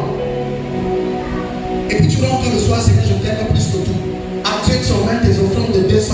Quand tu as maximisé, c'est que c'est 2000. Mais quand tu parles à ta copine, le plus faible moralement, c'est 10 000. Et puis tu viens dire à Dieu que tout à toi, tout à toi quoi? Tout à elle. Donne-moi la main. Vous venez chez Dieu toujours bien sapé, bien habillé. C'est comme si tu as envie de voir votre beauté. Il va faire quoi ton visage? Mais quand tu vas dans un rendez-vous de plan, tu t'habilles même moins que tu es. Tu l'es. Vous comprenez ça? La bénédiction étouffe le feu. Voilà pourquoi mon yéba oba bikaka. Nata wali pamboli. Ezaba oyo ba yeba nzambe na mosindo. Poli pamboli aloba mbeli ba pesa ngoba nate. E o makalo sambo. Combien balanda nzambe pour dire pia kana na pia kapo ya monter à prière. Chérie, sur l'église, donne-moi la main. Chômage, ça va passer, ça a quelque chose à dire. Pourtant, l'église ne va pas pour la manière sur le terrain. Donne-moi la main. Yamot. Yamot, c'est la tombe l'église. Passe. Son passé, ça a été à cette église, c'est ça. La bénédiction a étouffé beaucoup. Des sœurs qui priaient, dès qu'à Bali, vie de prière aussi, il y a ou célibataire au sang de la raté. Vous le voyez, c'est que vous avez un paga. Tu n'as pas de. Quand tu es célibataire, tu as le temps, tu dors seul. Tu n'as pas de charge, tu ne nourris pas la nuit. Donc tu peux te réveiller quand tu veux, même faire le jeûne. Mais quand tu es marié, tu vis dans les conditions de ton mari. Et que même pour jeûner, vous devez vous entendre ensemble. Ce qui veut dire que ta spiritualité dépend d'une autre moitié de toi. Et si tu désobéis, selon 1 Pierre chapitre 7, ta prière ne peut pas être écoutée. Donc, tu es déjà condamné à ne plus vivre une vie libérale alors que tu la vis en communauté. Maintenant, dans ce niveau-là, tu as des enfants, tu prépares pour un mari, tu lui nourris la journée, tu lui nourris la nuit. Dis-moi, il te reste combien de force pour faire une prière de 1h du matin au soir? Tu es chômeur, mais tu es tout le temps fatigué, tu n'arrives pas à être à l'église en permanence. On a dit, c'est ce qui me fait mal. Tu es chômeur, mais tu n'es pas disponible. Mais si tu travailles, c'est que tu es perdu. C'est là où Dieu n'arrive même pas à te donner parce qu'il a peur de toi. Vous savez, on va s'habiller avec yo, on va nous commenter, ça va pas le livre. Combien il va toi, c'est la grande paix, c'est bon, on va les gars. Donne-moi la main. C'est ça, fils. Que Dieu nous fasse du bien. C'est pour cela, allume un grand feu. Allume un grand feu. Vie, allume un grand feu. De façon que lorsque Dieu va te bénir, monte ton œil pour fâter. Quand il va te donner le travail, quand il va te donner les bébés, quand il va te donner la maison, quand il va te donner la voiture, monte ton œil pour fâter. Car souvent j'ai compris que le confort tue souvent la spiritualité. C'est pour cela, homme de Dieu, tu ne peux pas te mettre dans les conforts. Les conforts, la clim, la télé, le Netflix, l'internet, le wifi, la voiture et les misakavi de prière de Tigaka Maloba, la Maloba. Donne-moi la main. Paul a ramassé les poussins, il a mis au feu et a sorti une vipère. Si Paul n'avait pas mis les poussins au feu, il ne devait jamais savoir qu'il y avait une vipère dedans. Ça veut dire que ce qui expose les vipères, c'est le feu. Lorsque la chaleur est montée, la vipère n'a pas supporté. Quand tu vas élever ta vie dans la prière, c'est là où tu vas commencer à te révéler. Même dans les anges et les visions qui te nuisent, qui parlent contre toi, qui te bloquent, qui t'attachent. Tu pourras même te révéler qui vient te donner la nourriture la nuit. Tu pourras même te révéler qui se cache derrière le visage du plan là pour copuler avec toi. Tu vas te révéler qui te fait travailler la nuit alors que la mort est comme ça la tête. Le feu va pousser même que Zamba se papa. Moi une fois je suis allé devant quelqu'un, on s'est vu le matin, j'ai prié dans ma chambre, j'ai eu une visitation nocturne. Toute la nuit j'ai prié, je suis venu terminer ici. En sortant de la prière ce jour-là, j'ai des voisins qui ne m'ont plus jamais salué jusqu'à aujourd'hui. Mon ami, quand tu es quelqu'un que tu ne connais pas, dis-toi que tu es sorcier. Comment tu peux haïr quelqu'un qui ne t'a jamais rien fait de mal, qui n'est même pas dans ton entourage? C'est la sorcellerie. C'est le jour-là que certains papas jusqu'à aujourd'hui, certaines mamans, même de ce quartier jusqu'à aujourd'hui, ne me saluent pas. Même quand ils te saluent, tu sens seulement que l'acceptation est vipérienne, elle est hypocrite. Parce que la vipère est celui qui se cache dans les fagots de bois. Il te donne l'impression qu'il est une branche jusqu'à ce que le feu vienne. Que Dieu te donne le discernement. Que les personnes qui s'approchent de toi, qui font semblant d'être les bois, qui font semblant d'être les poussins, que Dieu révèle leur vrai fond. Car lorsque l'hypocrite s'approche de ta vie, il prend toujours la forme de la personne qui vient t'aider jusqu'à savoir sur quoi tu comptes et puis te fait tomber. Que Dieu révèle dans ton entreprise qui fait semblant de te sourire. Que Dieu te révèle qui fait semblant de te donner l'argent alors que le nid, il utilise ta grâce. Que Dieu maudisse son argent et ses activités. Que Dieu te révèle les attentes de ton patron. Mon ami, c'est quand ta chaleur dépasse. Une fois je parlais avec maman Cynthia, je pense que c'était avec toi que je parlais, je pense dernièrement, quand tu m'expliquais. C'est-à-dire qu'elle a commencé seulement à allumer son identité, son feu. Que quand elle est arrivée dans son milieu de travail, c'est-à-dire que c'est là où on stresse, mais là où on va dire on va me chasser. Mais j'ai fait ma part, j'ai fait mon travail, je t'ai fait quoi, j'ai rien fait, on n'a jamais eu le contentieux. Qu'est-ce qui ne va pas dans ton service là? On dirait que tu le fais plus bien. On dit moi clairement qu'est-ce que je ne fais plus bien. Pourquoi je modifie? Mais la personne n'a pas de réponse. Quand tu n'as pas de réponse comme ça, c'est le feu. Le feu t'a seulement permis de savoir faire attention avec X. De peur que tu crois que c'est ton ami et qu'un jour on t'envoie.